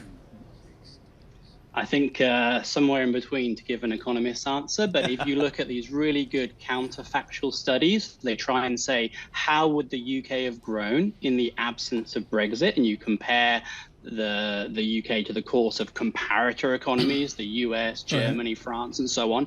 Those are all telling us that GDP has been below where it should have been in the UK. So there has been something of a negative productivity hit. It wasn't on the scale of so-called Project Fear said it would be, but equally, there's not been a really big Brexit dividend to see in the UK economy. There are jump conditions. I think of Birkbeck, where you were in school, as the crown of economic epistemology and the philosophy of economics, and there's got to be a jump condition. What's the jump condition that could be constructive for the United Kingdom out of this election? I think it is a turnaround in trend growth, which is what the Labour Party are clearly hoping for. It's how they're going to try and cut the Gordian knot of the UK's really challenging fiscals, its subdued trend growth, and they think they're going to do it by planning reform, by green industrial policy, and by a closer relation with the EU, not reversing Brexit, not rejoining any of the institutions, but certainly getting a bit closer on standards, on mutual recognition, and so on. But look, a lot of those things are much harder to do in practice. A lot of governments in the UK have had house building targets that they've fallen short of. Green industrial policy, there's clearly a global trend. We face global competition in building a really globally competitive green sector. But that's clearly what the incoming Labour government going to hope for, a step change in trend growth by a series of supply side reforms. So to the extent we do get this Labour government coming into the UK, Paul, what's the economic impact, do you think, in terms of growth, inflation going forward? Right now, I'm not really changing my inflation and growth forecast on the basis of this election. I think that this government is going to face the same sort of constraints. as the outgoing Conservative government. The UK's fiscal position is challenging, and we know that the Labour government are gonna stick to the same fiscal rule, and that's really gonna constrain things. Yeah, there's tax rises around the edges, and there's slightly higher spending around the edges. It's still going to be the usual cyclical considerations, I think, that are going to dictate the course of the economy. Paul Diggle with us of Aberdeen here in Scotland. Paul, the unemployment rate in Edinburgh is 3.5%, and yet clearly what we see is a struggle across England. Is it really just about London and Edinburgh prosperous and the rest flat on their back? I think there is worrying levels of regional divide in the UK economy. That's been one of the stories of the UK's productivity challenge. They have we have a global elite city in London, but then there's really no second city in the UK. Birmingham, Manchester, even I'm sad to say, my native Edinburgh don't. You've got the Edinburgh Castle, which is one of the most amazing things. We've got some lovely tourist destinations, and we have a great finance sector here in Edinburgh. Right. But it's still the case that there are these levels of regional divide in productivity, where the UK has been really driven by a couple of super elite centres of excellence, also the university sector. But there's not, I think, a competitiveness across the entire. Okay, now how do you fix economy. it? I mean, you were at Capital Economics for years before you were the Aberdeen. How do you jumpstart trans-United Kingdom investment, as Mark Carney tried to do as governor of the Bank of England? How do you get there? I think the UK is suffering from chronic underinvestment. Yeah. If you compare gross fixed capital formation to comparative economies, it's just not there. The savings rate is too low. We've got to encourage increased domestic investment as well. We've got to build in a degree of home bias that encourages the UK's large life and pension sectors to invest in UK assets. There can be certain tax incentives that can do that. Lowering stamp duty on UK share transactions, for example, is a way in which you can potentially catalyze investment within the UK. And a lot of what the incoming Labour Party, are going to need to do is provide the sort of public-private partnerships, crowding in of private sector investment, the kind of really stable regulatory platform that then gives the private sector confidence to invest in the UK economy. Getting some of these infrastructure projects going, getting house building up is really a story of raising investment, and that's how you're going to increase productivity growth. This has been wonderful. Paul Diggle, thank you so much. Don't be a stranger. With Aberdeen of Edinburgh, always. Standard Life and the crew there. I had to spend a lot of time, Paul, up there. Yeah, me too. Had kids in school, so I figure out how to go to Edinburgh and hang out there. It's always part of the UK trip. You spent a day in Scotland, Edinburgh, and the wind was never Glasgow. Under 30 miles an hour. Exactly. That's what I remember. But I just think that Edinburgh Castle was such an amazing. Did you go? I've never been. Oh, it's awesome. But just driving into town from the airport, this castle rises out. Yeah. It's up on a hill in the center of town. It's amazing view, and it's just extraordinary. It's a great town. Bottom of the mile is I did an interview from Adam Smith's house, which was really emotional. It was really pretty cool. And then you go down to the palace, and next to the palace is a destroyed cathedral church, small church. It's very spiritual. Like there's ghosts, and it was. It's what it is. It's and huge I think he's underselling Edinburgh. I mean, you could spend when I was an analyst, you'd probably have 4, 5, 6 good, solid meetings in Edinburgh with smart, the Scottish Widows and Orphans. That's my favorite fund because they're managing money for Scottish Widows and Orphans from the First World War. Yeah. Well, there we are. What we need to say is good morning. It is July 1st. It's the first day of the second half. Let us know. Out on YouTube, let us know your thoughts on optimism in the equity markets for the next 180 days. There's a little bit of bear market angst over the weekend. I think it was a calendar item. Right. Well, here we are. Okay, we're done. Half. Yep. Up 15%. It's over. It's over. That's all there is. I'm going to earnings. I'm sorry. I'm still earnings driven. And not the banks. Yeah, we'll do the banks here in 3 weeks, but far more, Paul, what happens after the banks. Yeah, and see what kind of Industrial America. Right, the forecast we have coming out of Industrial America. We know the technology story. We know the AI story. You just hope that these tech companies can continue with their positive results, positive guidance, because, boy, as Torsten Slok's note over the weekend pointed out, 35% of the market cap, with only 23% of the earnings showing you the outsized impact that some of these big companies are having. That's from Sweeney. He's got a 501k. Lisa and I are, Well, I'm sure John Tucker, as he opens up his 401k, he's going to be pretty happy. How do you start the second half? Chris Whitley.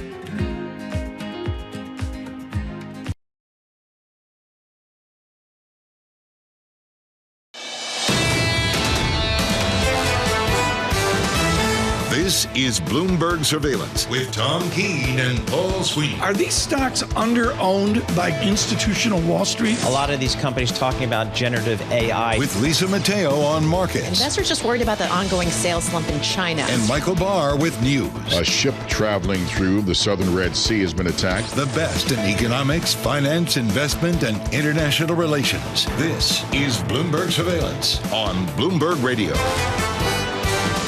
Good morning, everyone. Tom Keene, Paul Sweeney, Lisa Mateo, Michael Barr. It's a holiday lengthened work week. I'm sorry, Lisa. It's always 4 days off. Everybody thinks it's a piece of cake. I'm always more exhausted. It's tough to come back on that Friday.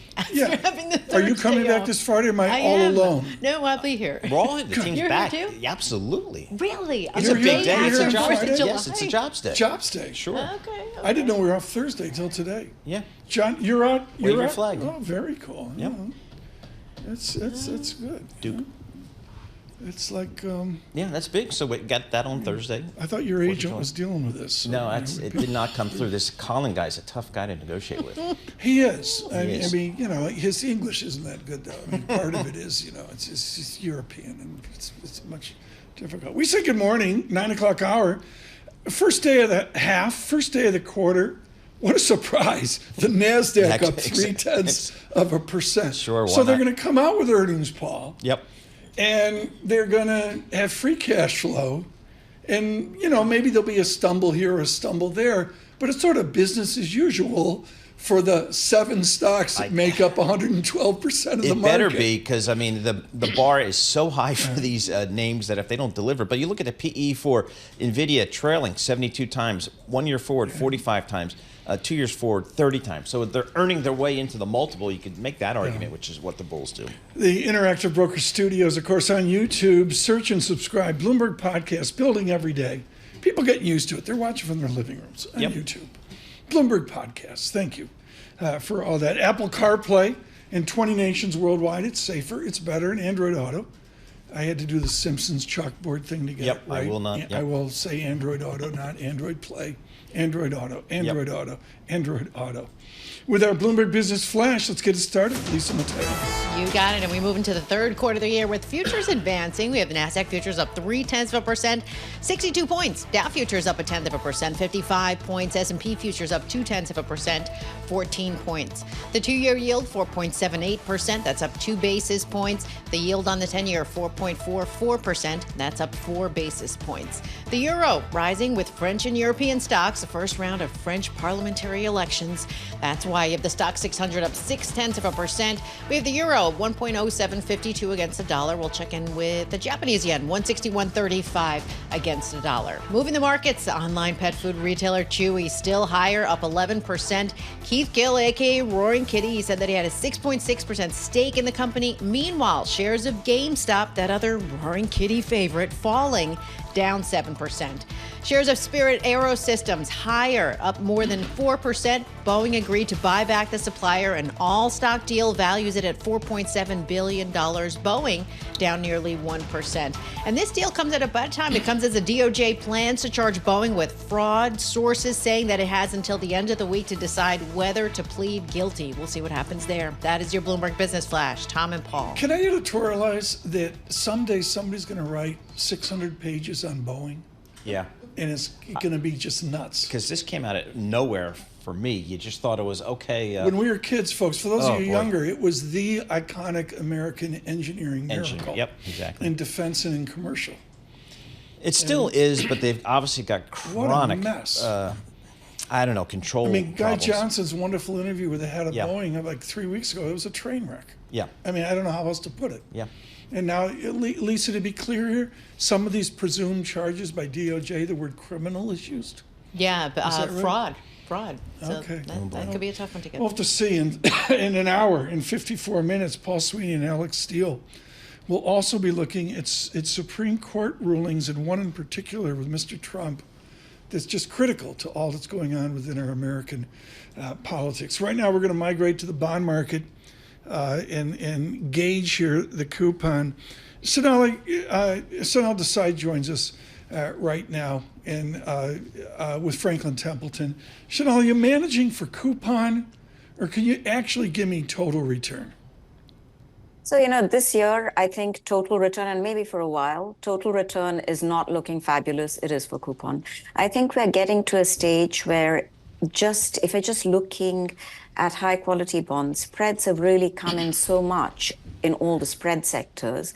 And if I look at treasuries, I actually see them as being pretty fair where they are. Yeah. I've been calling for 425 to 475 most of this year, and I have no reason to really alter that very much. Kathy Jones with us earlier was Schwab, and she just puts out on Twitter an amazing chart. And this is something I don't look at, Paul, but it's basically 10 or 15 bond categories, bank loans, all the stuff Franklin Templeton does. Paul, I would have done better in cash. Cash, I know. That's the challenge. Exactly. All right, so in honor of Joe Mysak, who is enjoying his first day of retirement today, the Dean of Municipal Reporters out there, talk to me about the municipal bond market. I think I can get some really attractive tax equivalent yields out there. How do you view the municipal bond market? We do like it. We like the municipal market. We think technicals are favorable. It was very out of favor for most of last year, enormously so. And this year it is coming back, and it is one of the areas which we like. We think actually, to go back to what you and Tom were just saying, you could have done better in cash. This is true, yeah, but you can't stay in cash. That's the risk, because you've got to start dipping your feet back into the bond market. My advice would be at least go ultra short before you take the deep dive, because when the time comes, you won't always have the yields which you currently have. Now, total return is something we've gotten very used to over the last 20 years of easy money and liquidity, but I don't think that's not where the bond market necessarily is going to take us over the next several years. It's going to do what it says on the can. It's going to deliver a certain amount of income, ideally with less volatility than we're seeing right now, as markets adjust to what I think is the new state. The new state, which is a lot like the old state, which was from the 1950s until the global financial crisis. But, bonds delivered decent returns, but not equity-like returns. I'm looking at the Bloomberg US Corporate High Yield Total Return Index, positive 2.58% year to date. High yield. Give us your thoughts there. So high yield, here's the thing with high yield. I think, if you manage it actively, so not buying the index, high yield can actually deliver a decent return. But once again, what you're really looking at is the overall yield that you're getting from it. And what you're getting in total from high yield bonds right now is between 7 and 8%, which relative to what you've gotten over the last couple of decades is really not terrible. However, in spread terms, we definitely are tight, which means that the cushion against things like defaults is not very high.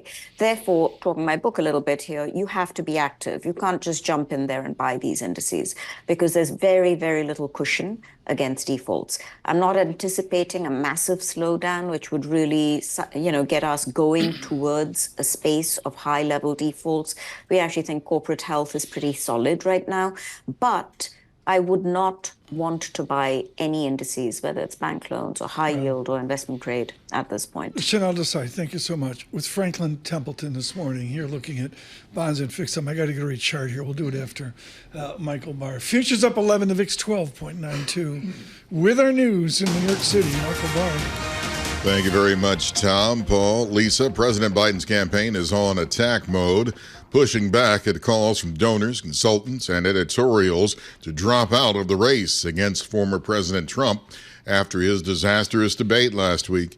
A CBS poll taken after the debate shows just 28% of registered voters think the president should still be running. That includes just 54% of Democrats.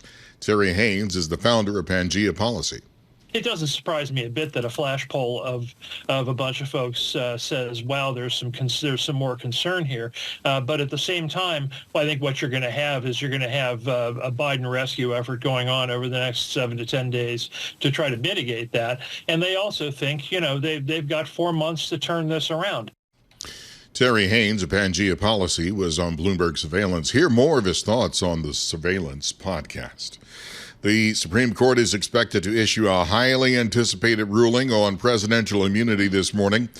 This is the biggest case on presidential power in decades.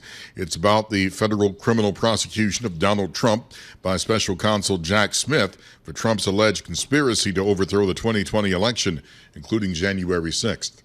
Hurricane Beryl is closing in on the southeastern Caribbean, and government officials are pleading with people to take shelter. Hurricane warnings are in effect for Barbados, St. Lucia, and other islands. Bloomberg meteorologist Rob Carolyn has the latest on Beryl. Latest Air Force reconnaissance from Beryl showing it now back to being a Category 4 hurricane with sustained winds of 130 miles an hour. Still moving to the west and at about 20 miles an hour. The top winds are going to be extending out about 25 miles from the center of circulation. It's now 70 miles east of Grenada and will pass very close to the island later this morning. We'll be looking at the system weakening as it moves into the central Caribbean later this week. I'm Rob Carolyn, Bloomberg Radio. Thank you very much, Rob. It is the earliest Cat 4 hurricane on record. Global news 24 hours a day and whenever you want it. With Bloomberg News Now, I'm Michael Barr. This is Bloomberg. Tom, Paul, Lisa. Thanks so much, Michael. Paul, I'm looking here at a major mutual fund house, their long-term New York State tax-exempt fund. And I don't understand how you recover from the debacle of 3 or 4 years ago. Yeah. This fund was down 11%. On a moving average basis, down 11%, which is, I'm going to call that 2.5 years coupon. You still haven't made up. No, 2022, I mean, you think about 2022, there was nowhere to hide. Equities down, bonds down, so much for the 60-40 portfolio, and that includes municipal bonds. But as Eric Kazatsky from Bloomberg Intelligence will tell me, yeah, it was less than corporates, less than other parts of the fixed income space. On a relative basis, municipal folks are doing better, but the elephant in the room, and you've been great on this. You've led on this with the Sweeney 2-year yield 4.78%. Money market funds. I mean, can we state in the first half they didn't break? No, the yield didn't go. No, they didn't. So again, the 2-year Treasury, 4.75% on your 2-year Treasury, not a bad place to be. But if you want to even go out on the curve and get 10 years, the U.S. government will pay a 4.45%. But on the municipal bond front, if you're in a high tax state like New Jersey, like New York, like California, boy, those tax equivalent yields are really attractive. I got a blended 3.4%, tax-free, triple tax-free. That's pretty good. I mean, that pops out 6.8% in your tax bracket. 6.8%. Yeah. So I'm making 100 basis points off a money market fund to jump through the hoops of, New York State Water Authority or whatever. Exactly. Elizabethtown Water, I'm long that big time. Elizabethtown Water. Exactly, New Jersey. So, no, I tell every governor of the state of New Jersey, I'm probably the largest private creditor of the state. I own so many of these dumb things, but they've been good to me. Sleep like a champ. The whole bond talk, I'm there. Kathy Jones, Sonal Desai, thank you so much. That's pretty strong right there. For that. Yep. Coming up, we're going to talk foreign exchange. You get you started in the second half. Paul will tell you about that. Futures up 9, Dow futures up 41. BitDog, 62,000. Oh, boy. Is there a Supreme Court ruling on Bitcoin? I don't think so. It's just, buy, sell. Yeah, the pros, people like Josh Wingrove and Jonathan Sink, they're telling me, Jason Sink, they're telling me this is a huge deal at 10 o'clock. Please stay with Bloomberg. Yep. You have one Jay Grosso on, Attorney Grosso? She's on tap, ready to go. You get the best. June Grosso at 10 a.m. on the Supreme Court. It's Bloomberg Surveillance.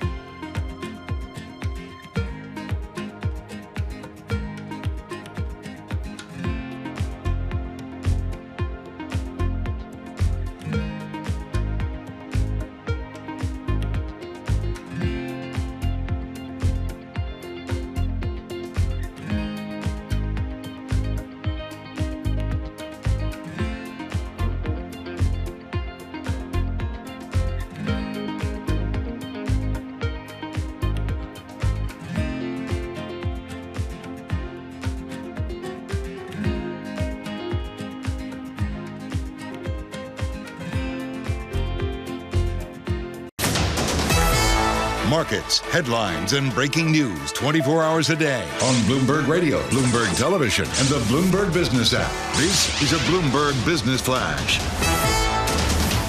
From the Bloomberg Interactive Broker Studio, I'm Lisa Mateo. We have more economic data out this week. This week, Wall Street awaits major reports. We have the Labor Department with the U.S. jobs report Friday. Then the Fed also issues minutes from its June policy meeting. Today, though, we're going to get things started with construction spending and also ISM manufacturing. Ahead of it, right now, futures, well, we're advancing. We have NASDAQ futures up 0.1%, 28 points. Dow futures up 41 points. S&P futures up 8 points. We have the two-year yield at 4.78%, up 2 basis points. The yield on the 10-year, 4.45%. That's up 5 basis points. A few companies making news. I'll start with Amazon. They're up 0.3%. Wall Street Journal says it's among the tech companies looking to America's nuclear power plants to power its data centers to meet those demands for the AI boom. Morgan Stanley scrapping a cap on bonuses for bankers in London. Their shares up 0.5%. And UBS completed its merger of UBS Switzerland and Credit Suisse. That is your Bloomberg Business Flash. Tom and Paul. Thanks, Lisa. I'm glad you ended with that. I mean, Paul, this is just the same old story. Everybody's talking frugality and that, but the answer is to keep the troops. You got to raise the bonuses to keep people from moving around. Exactly right. Nothing has changed. It's a people business. Your assets walk out the door every day, and it's just simply a marketplace. And what I love is some guy always takes over in Asia. We're going to cut costs. We're going to take this out. You could set your watch 6 months later. We're hiring in Singapore or whatever. Somebody's lived this. Thrilled to have with us now. Audrey Child-Freeman, for years on Wall Street, G10 FX strategist for Bloomberg Intelligence. Is the foreign exchange business prospering, Audrey, with all of your connections in London and the city and Asia, somewhat in America as well? Is there a boom, a hiring in FX, or is it tough now? FX is always in demand in a way that, it's an asset class that whether you're directly involved in it or not, you always need to have an FX view. Even if you're an equity specialist and you're an international investor, you need to know where your dollar is going. So FX is ongoing, I would say.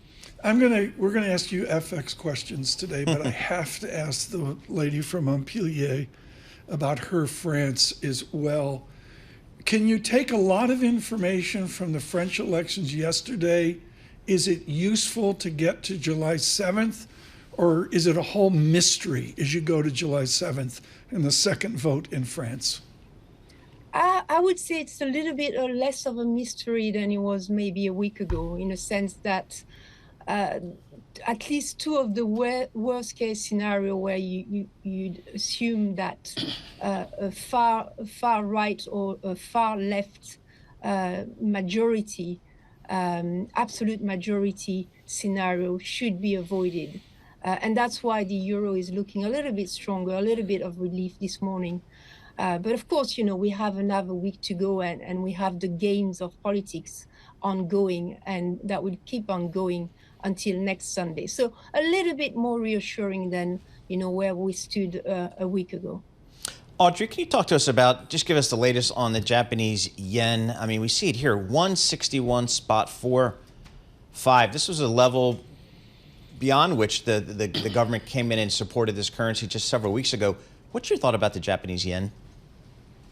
Well, it's the same old question on the yen. I'm afraid, I've been writing about dollar yen in particular for the last few months, and to me it feels very much like it's the kind of same questions that we ask ourselves, i.e., how long before we see FX intervention? The same reasoning, i.e., would that FX intervention have an impact? And the answer is maybe yes, short term. Maybe it contains the pace of the upside on dollar yen, but it doesn't reverse the trend. And what's the answer for a sustainable reversal in dollar yen? And that's also the same answer. And the answer is, a looser or an easing monetary policy outlook from the Fed and or a tightening monetary policy outlook from the BOJ, which at the end of the day is the only thing that would solve the cost of carry conundrum. Hey, Audrey, we're so focused on dollar yen and euro yen. Do the other, particularly Pan-Asian cross rates, matter? I looked at yen as compared to Chinese yuan the other day, and I'm sorry, it's like a 6 standard deviation Chinese yuan strength. Does that matter? Well, it does matter. Of course, it does matter. I mean, but the reasoning, I think, on the Chinese yuan is the same. It is just that the PBOC is probably managing the currency and managing the pace of the weakness in the currency strongly. And that's why you've seen more weakness in the yen. In a way, it's easier to be long dollar yen, I think, than it is to be long dollar yuan because of that more interventionist approach from the PBOC. So, Audrey, with the political situation in the UK, what's your call here on pound sterling? Because it's had a nice little 2.5%, 3% move higher in the last couple of weeks.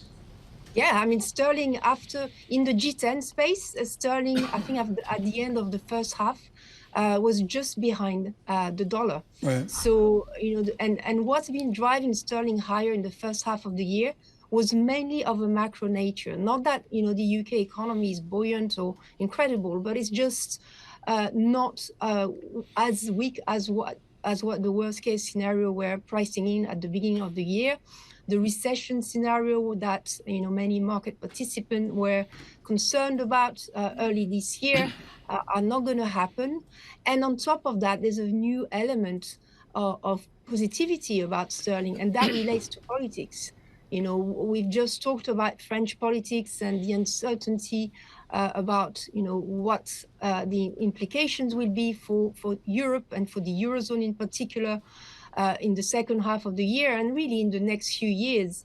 And all of a sudden in the UK, you get into a position where potentially on Thursday, we will see a strong win for the Labour Party and stable politics for the next 5 years for the UK in a context where the economy is actually improving, the fiscal outlook is not too worrying. And here you go, you have a lot more appeal for sterling that was anyway highly undervalued after years of underperformance and where positioning is still underweight. So there's still a lot of room to get onto the view and to the trade. I think, in the past few months, you probably see so many people getting out of their short underweight sterling position. But the next leg higher, I think, will happen when you start to see more investors joining into the bullish sterling view. This is wonderful. Audrey Child-Friedman, thank you so much. Paul, just as we talk of this, Majavid Rahman is over at Eurasia Group, and he's just fabulous. 5 minutes ago, this is Le Monde in Paris. I'm reading this in English. It's not in French, frankly. I couldn't do it. 166 third-place candidates have already dropped out. Okay. More doing so all the time. Republican front is not perfect, but it's working reasonably well. So if the left people and the center people drop out, I assume that means that more people will vote for Macron. That's the... Okay. I'm lost. I'm not sure how that all works over there, so I'm going to wait. We're going to get Mr. Rahman on here as we can.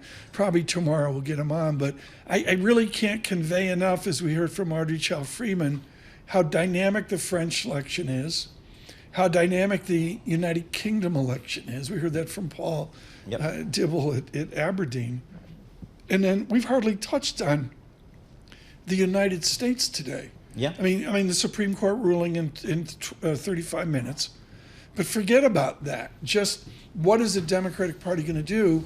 We did it on Friday, and we'll do it again through the week, but we've hardly touched on the uncertainties. Yeah, presumably I kind of just envisioned, the leaders of the Democratic Party, whether that's former President Obama and former President Clinton and others, huddling with President Biden and other leaders trying to figure out what to do. But the rhetoric coming out of the Biden camp has been defiant here. I like what Leslie Vinjamuri said. The one-run rule is anything that's being discussed, we don't know. Yeah. It's all secret. And, we'll learn about it when we learn about it. We need to get the markets open here on July 1, holiday lengthened work week. Stay with us on Friday, July 5th. The labor reports of the United States of America. From New York City, Bloomberg Surveillance.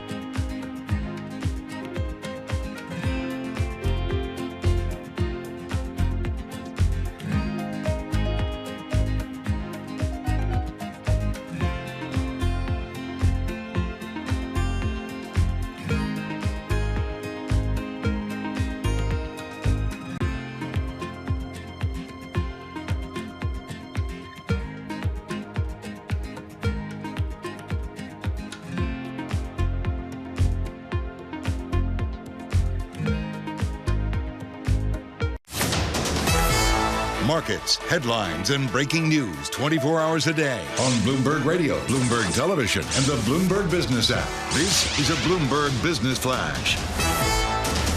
From the Bloomberg Interactive Broker Studio, I'm Lisa Mateo alongside Tom Keene and Paul Sweeney with your opening bell report. We do have some more economic data out this week. We're starting with construction spending, ISM manufacturing out this morning. It's also a big week. Job market data with the Labor Department releasing the June employment report on Friday. Economists expect the unemployment rate holds at a two-year high of 4%. All right, let's see how we get things started on the holiday short trading week. We'll start with the S&P 500 up 0.2%, 13 points at 5,473. The Dow up 0.2%, 87 points at 39,208. And the Nasdaq up 0.2%, 39 points at 17,770. We have the two-year yield at 4.78%, up 2 basis points. The yield on the 10-year 4.45%. That's up 5 basis points. We have spot gold higher, 2,327 an ounce. Brent crude $85 a barrel. WTI crude $82 a barrel. At the open, I also want to check in with shares of Chewy. They are up 9%. Shares of GameStop, well, they're down 5%. That is your opening bell report. Tom and Paul. Thanks so much. I greatly appreciate it. Lisa, it's a green on the screen. It's July 1. Everything's going up. Eric Belchunas is with us. Paul, why don't you bring him in? I mean, we're grateful he's here. Yeah, I mean, it's just a... There's the Louvre a couple of weeks ago, and then... I know. And now, I mean, and then he comes to New York occasionally. We get an audience with him, and so we try to get him in studio. Eric Balchunas, he is the dean of ETFs, folks. If you want to know anything... He named his dog Ethereum. Ethereum.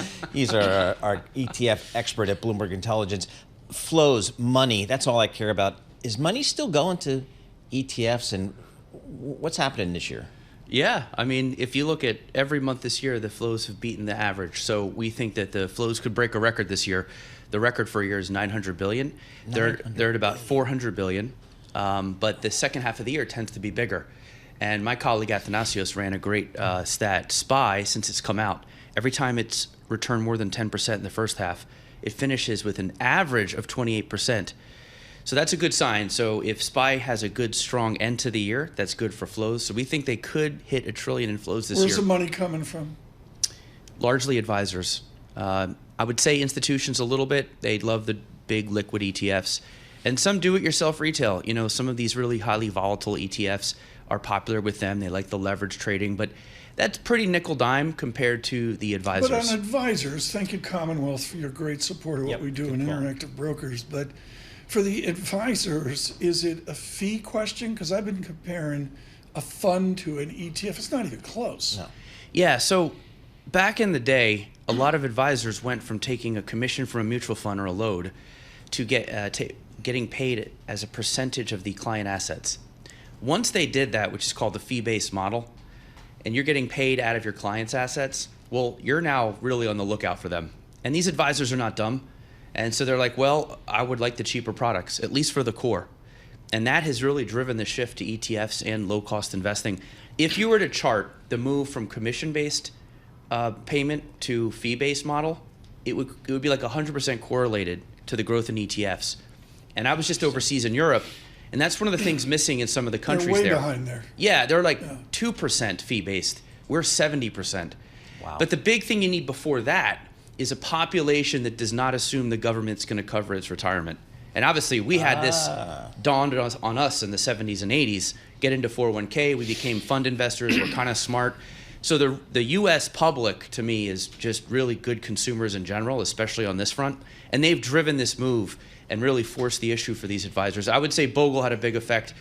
By introducing a low-cost index fund without loads, he forced people who were with big wirehouses to go independent because you could not use Vanguard at the big wirehouses. So I give Bogle a little credit for sparking this move to the fee-based model. So, I mean, where do we go from here? I mean, if I'm in the mutual fund business, what do I do here? Well, the good news is the market, your slice of the pie is shrinking, but the pie is bigger. Because markets keep going higher. So believe it or not, your slice is you have more land mass than you did 4, 5, 10 years ago. So as long as the markets comply, you're fine. But there will be a reckoning. And a lot of mutual funds, I think Capital Group, probably one of the best examples. They were late to get into the ETF space. But when they finally committed to it, they did. And they're going to cannibalize themselves a little, but their active ETFs are, 35 basis points-ish. And to me, I think that's where you can carve out a living. You sort of have to maybe get over offering mutual funds that have low tracking error and high fees. That's probably the endangered species here. So I would look for high active share or low fee ETFs that put your active in, and you can sell some of that. And advisors, to be honest, even though they like the cheap stuff, they also want to be differentiated. So sometimes they don't like to use just 2 Vanguard ETFs. They like to pepper the portfolio so the client isn't just like, why don't I just go to Vanguard or whatever? So I do think there is a natural inclination from advisors to go into some other areas. But again, they're really fee savvy. So if you're going to offer active, you have to be fair about the fee. Coming up, we're going to talk about the weekend of the President of the United States. No one cares. Coming up in 25 minutes, Paul Sweeney will have a Supreme Court huge decision. No one cares. All they care about, Eric Balchunas, is Bitcoin and ETF. What was the dynamic last week? What is the dynamic for July of flows into the Bitcoin ETF? I always think of that Paula Abdul song, Opposites Attract. I'm that old, I can quote her. 2 steps forward, 1 step back. That's a line in that song. And I just keep thinking of that. These Bitcoin, the price and the ETFs have this 2 steps forward, 1 step back. The 2 steps forward get celebrated big time by crypto Twitter. Yep. Footballs are spiked. Then the 1 step back gets celebrated by the haters. And it's just this constant push and pull. But overall, the net flows into the Bitcoin ETFs are about $14 billion. That's really good. Last week, they had a couple good days. They had 2 weeks that were bad before that. But I would look for 2 months good, 1 month bad kind of thing. And right now, I think we're in a little bit of a tough time. I think the price of Bitcoin is about $61,000. But that's still... We don't quote it on this show. Almost 63,000. 63. But listen to this. That's since the Bitcoin ETFs come out, it seems like Bitcoin struggled, but it's up, I want to say 35% since they launched. That's double the almighty QQQ. So it seems sometimes the emotions and the... Yeah, but the QQQ is based... help me here, Paul. It's based on revenues and profits and free cash flow, and granted, some behavioral stuff as well. What is Bitcoin up 35% based on besides somebody's on the bid? Yeah, you're right. And this is, again, this would be the Boglian argument for any commodity. It's only worth what someone will pay for it. I'm not going to defend it. I agree. It's a commodity. It's not a stock with cash flows and a bond has a coupon. This is what I tell the crypto people when I'm on their podcast. I'm like, because they don't even have 60-40. They're all in. And I'm like, guys, you shouldn't, they think 60-40 is a scam. And I'm like, no, it's not. Cash flows are good. That said, in Bitcoin's defense, I think if you are somebody who feels as though governments are a little loose with devaluing currencies across the world, this would be a sort of secure way to store value and hedge yourself against that devaluation. That's a pretty decent case. Basically, you could use gold for the same thing, though. But to me, it's like a volatile version of gold right now. Oh, I can't talk. I have a surveillance cork in my mouth. Yeah, exactly. All right, fixed income. That's where a lot of the folks are going in the real world. How about in your ETF world? Are they seeing the flows? Yeah, they're going to unusual places. Like CLOs are doing really great. Floating rate has a nice run because people are a little dismayed with the ag. And I wrote about this last week. The ag, which everybody uses generally for the 40 and their 60-40, has not kept up with inflation over the past 10 years. When the bull market of bonds ended in 2020, this is really bad for bonds. We could be facing some serious stuff, or bonds could. The other thing that's even worse is in 2020, the ag went down 13%. Your stocks were down 19%. It did nothing. In fact, it made things worse. So I think older investors are open to either picking certain parts of the bond market, so we're seeing more niche flows, going active. So active bond managers have an opportunity here. And of course, using these sort of buffer products, which use options to sort of lock in hedging the downside. What you're hearing there is wisdom, folks. I'm Eric Balchunas. I think all of you know that I take immense disagreement with people just blithely moving the bond market forward with this spread or this barbell or blah, blah, blah, and not looking at, say, the 3-year track record of bond funds and you inflation adjusted. And further, if you were going to use bonds, it almost seems like just go to a money market fund because then you have zero duration risk and you get your 5%. Right. And that's why money market funds have $6 trillion, frankly. So that's another problem. So the ag is sort of this popular, but really it's people are losing trust in it. When you were in Keene or Paris at the Louvre, did you sell the movie rights to the Bogle Effect? Oh my God. Is it out? They don't even know who this is. And if anything, they think Vanguard is doomed because they won't let Bitcoin ETFs trade on the platform. Believe me, this is a crowd that doesn't understand. And I try to tell them, look, this guy was Mr. Disintermediation. He did it inside the system, and it was a powerful story. I don't know if they care that much, so they don't even know who that is. Okay, next time they'll tune us on Ethereum. I can't wait. Yeah. He is ETFs around the world, Eric Balchunas. Look for his books as well. Dow up 220 points. With our news in New York City, Michael Barr. Thank you very much, Tom, Paul, Lisa. Chief Justice John Roberts announced that the High Court will issue the final opinions of its term today, and that includes the question of presidential immunity. Bloomberg's Amy Morris reports from Washington. The justices will rule on whether former President Donald Trump is immune from criminal prosecution in the election interference case against him. It's about 2 months after hearing those arguments. The Supreme Court has ruled before that former presidents can't be sued in civil cases for what they did in office, but it's never weighed in on criminal immunity. Even if the court decides he's not immune, Trump's trial in Washington, D.C. might not take place before the November election. The last of the Supreme Court opinions are scheduled to be released at 10 this morning. Amy Morris, Bloomberg Radio. Starting today, President Biden's campaign will begin airing a new 60-second television ad in key battleground states with the theme, "When you get knocked down, you get back up."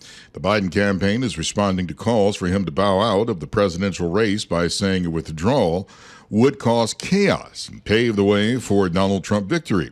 After meeting with family at Camp David on Sunday, the campaign admits while Biden performed poorly in Thursday's debate, the president should stay in the race.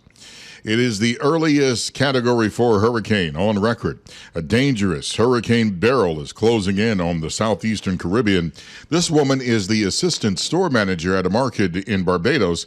She says that people have been buying everything they can to secure their homes. They have been buying generators, 5-pound buckets, everything you can think about they're getting. We're almost out of, you can see searchlights, extension cords. Officials are pleading with people to take shelter. Global news 24 hours a day and whenever you want it with Bloomberg News Now. I'm Michael Barr. This is Bloomberg. Tom, Paul, Lisa. Michael Barr, thanks so much. New half, new beginning, new Q3. Paul, does anybody in Hollywood care? Or are they just going to take lunch and fake their way to Labor Day? Historically, Tom, something's got to give. Something's got to give. I mean, historically, you got about 60% of your annual box office during the summer months here. Now, this summer is different. They had the writer's strike and the actor's strike, so a lot of stuff got pushed out to 25, and they're telling everybody, just wait till next year. In the old days, summer was slow in the old days, ready for the big September 15th, a new Gunsmoke, a new MASH. Yep. Some new, it's all blown up. It's all blown up. And the, for the broadcast networks in particular, they have almost no scripted programming for the upcoming year. They're just not putting, something that's going to cost $2-3 million an episode onto the broadcast. Lisa, do you ever watch the networks? ABC, CBS, NBC, like just for evening news, but entertainment? No evening, not at all. No. I can't tell you the last time. Yeah. And that's the problem. So because everybody's on YouTube and other streaming services, so they're not just investing it. So why do you have these broadcast networks? Well, if you're Paramount, you can't even sell your company. You can't give it away in your CBS television networks. We haven't seen it. Haven't seen that clearing price yet. So and of course they own America's most watched network, CBS, but can't give it away. Thank you to Margaret Brennan on Friday. David Gurr and Margaret Brennan together were absolutely superb. From New York City, the Dow up 209 points. This is Bloomberg Surveillance.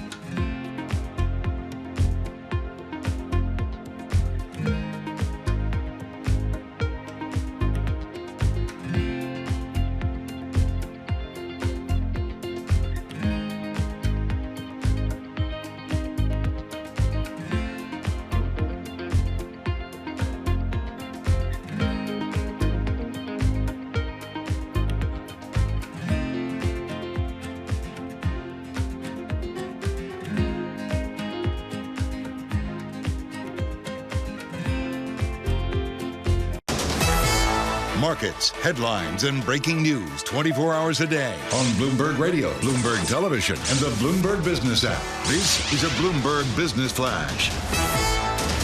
From the Bloomberg Interactive Broker Studio, I'm Lisa Mateo. We've got a little mix of red and green on the screen. The NASDAQ right now, little change, down about 5 points at 17,722. We have the Dow up 0.6%, 206.70 points at 39,399. We have the S&P 500 up 0.1%, 7 points at 5,468.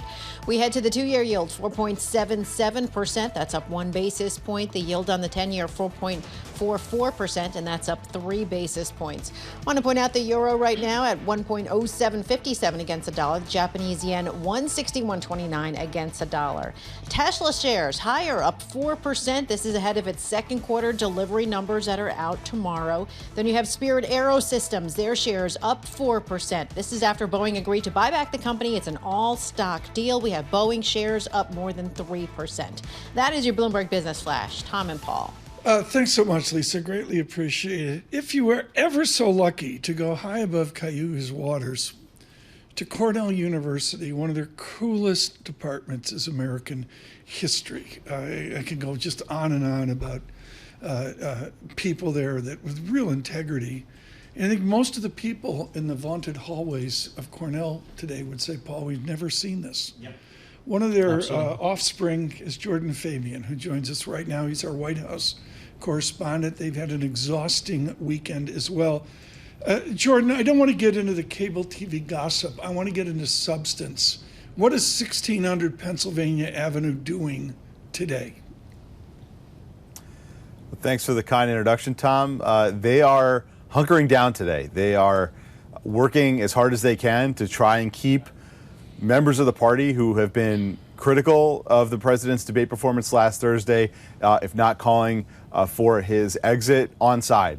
You've seen White House officials fan out on cable news. You've seen them call donors privately to try and convince them that Joe Biden is the candidate and that they're moving forward. Any other candidates you studied, including LBJ 1968, whenever there was announcements, they didn't go to the Hamptons for a love fest, or they didn't go to New York City, or the donor thing to me is all new.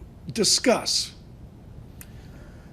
Well, we're in this era of Citizens United, where big donors play an outsized role in American politics, and so Joe Biden runs the risk of if donors are demoralized, they're going to stop giving to his campaign, and he's going to fall behind Donald Trump in the money race. So he needs to keep them, and he also needs to keep other validators, people who could speak on his behalf, like elected officials on his side. And so that's why you're seeing him go to a place like the Hamptons instead of Michigan or Wisconsin. Paul, for our international audience, good morning, all of you. Paul, as a rounding error, 70% in polling is not worried about the donor group. They're worried about the president's health. Exactly. Jordan, I just envision a weekend where everybody who had an opinion probably voiced it to President Biden. Do we have any reporting on any interaction between President Biden and former Presidents Obama and Clinton?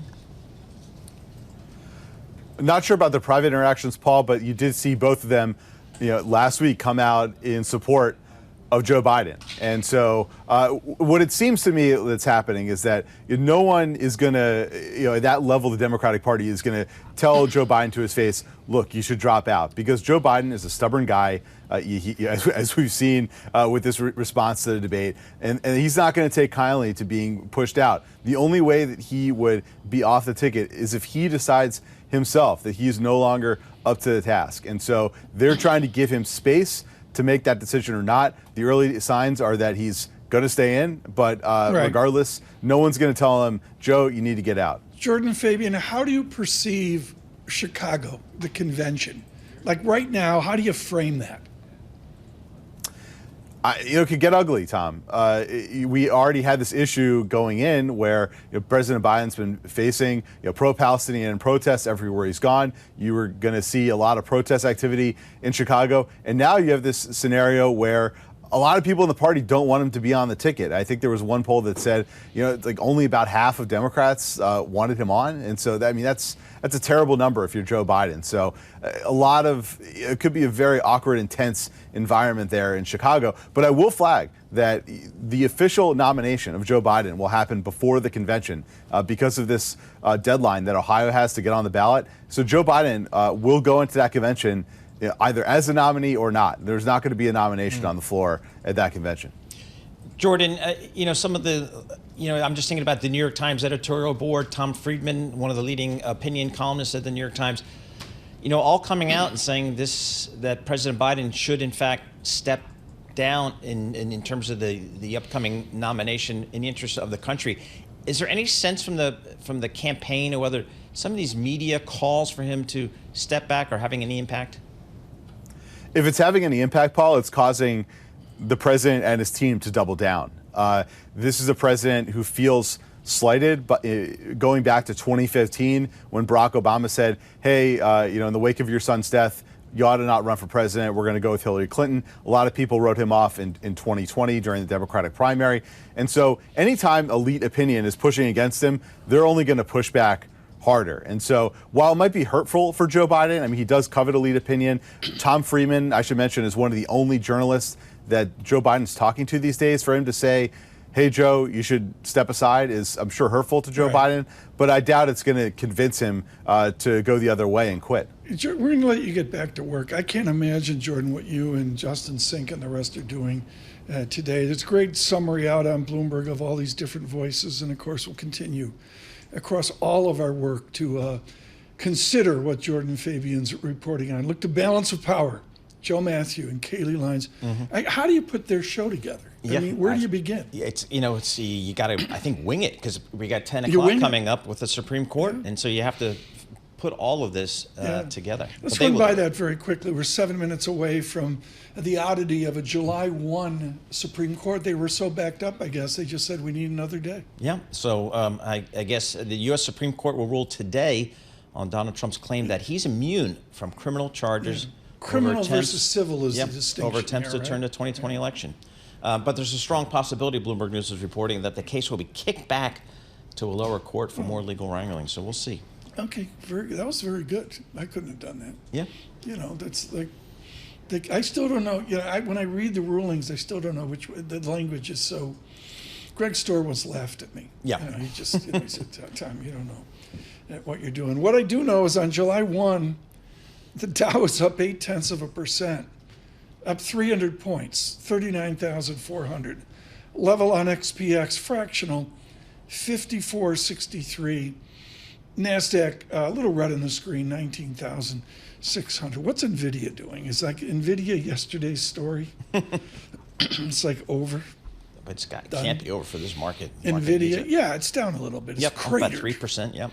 I look at the drawdown on NVIDIA. Oh, my word. I've never looked at this, folks. Paul's the one who's got the 501k. But, I'm using the Bloomberg. It's up 141% year to date. Yeah, how about that? And the draw, it's corrected. It's down 11%. Okay. 12% from the peak. Yeah, a lot of folks are just saying, hey, this thing needs a little bit of a pullback here given the huge run-up it's had, again, 140% year to date.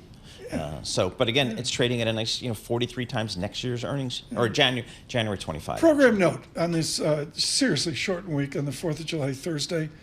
Even I'm off. It's amazing. But on the 5th, we decided with this key jobs report to really have the full team here. We're going to try to make that happen. July 5th, I get it.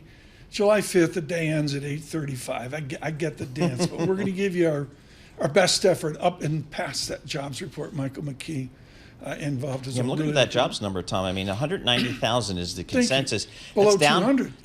And it's down from 272,000 last month. So it's a still strong labor market, but a cooling labor market, is I think what the experts telling us. Again, Alex Steele, Paul Sweeney coming up here with a lot of good guests, good voices to interpret what the judicial system chooses to speak of here on July 1st. I'm watching yen. There's no other way to put it.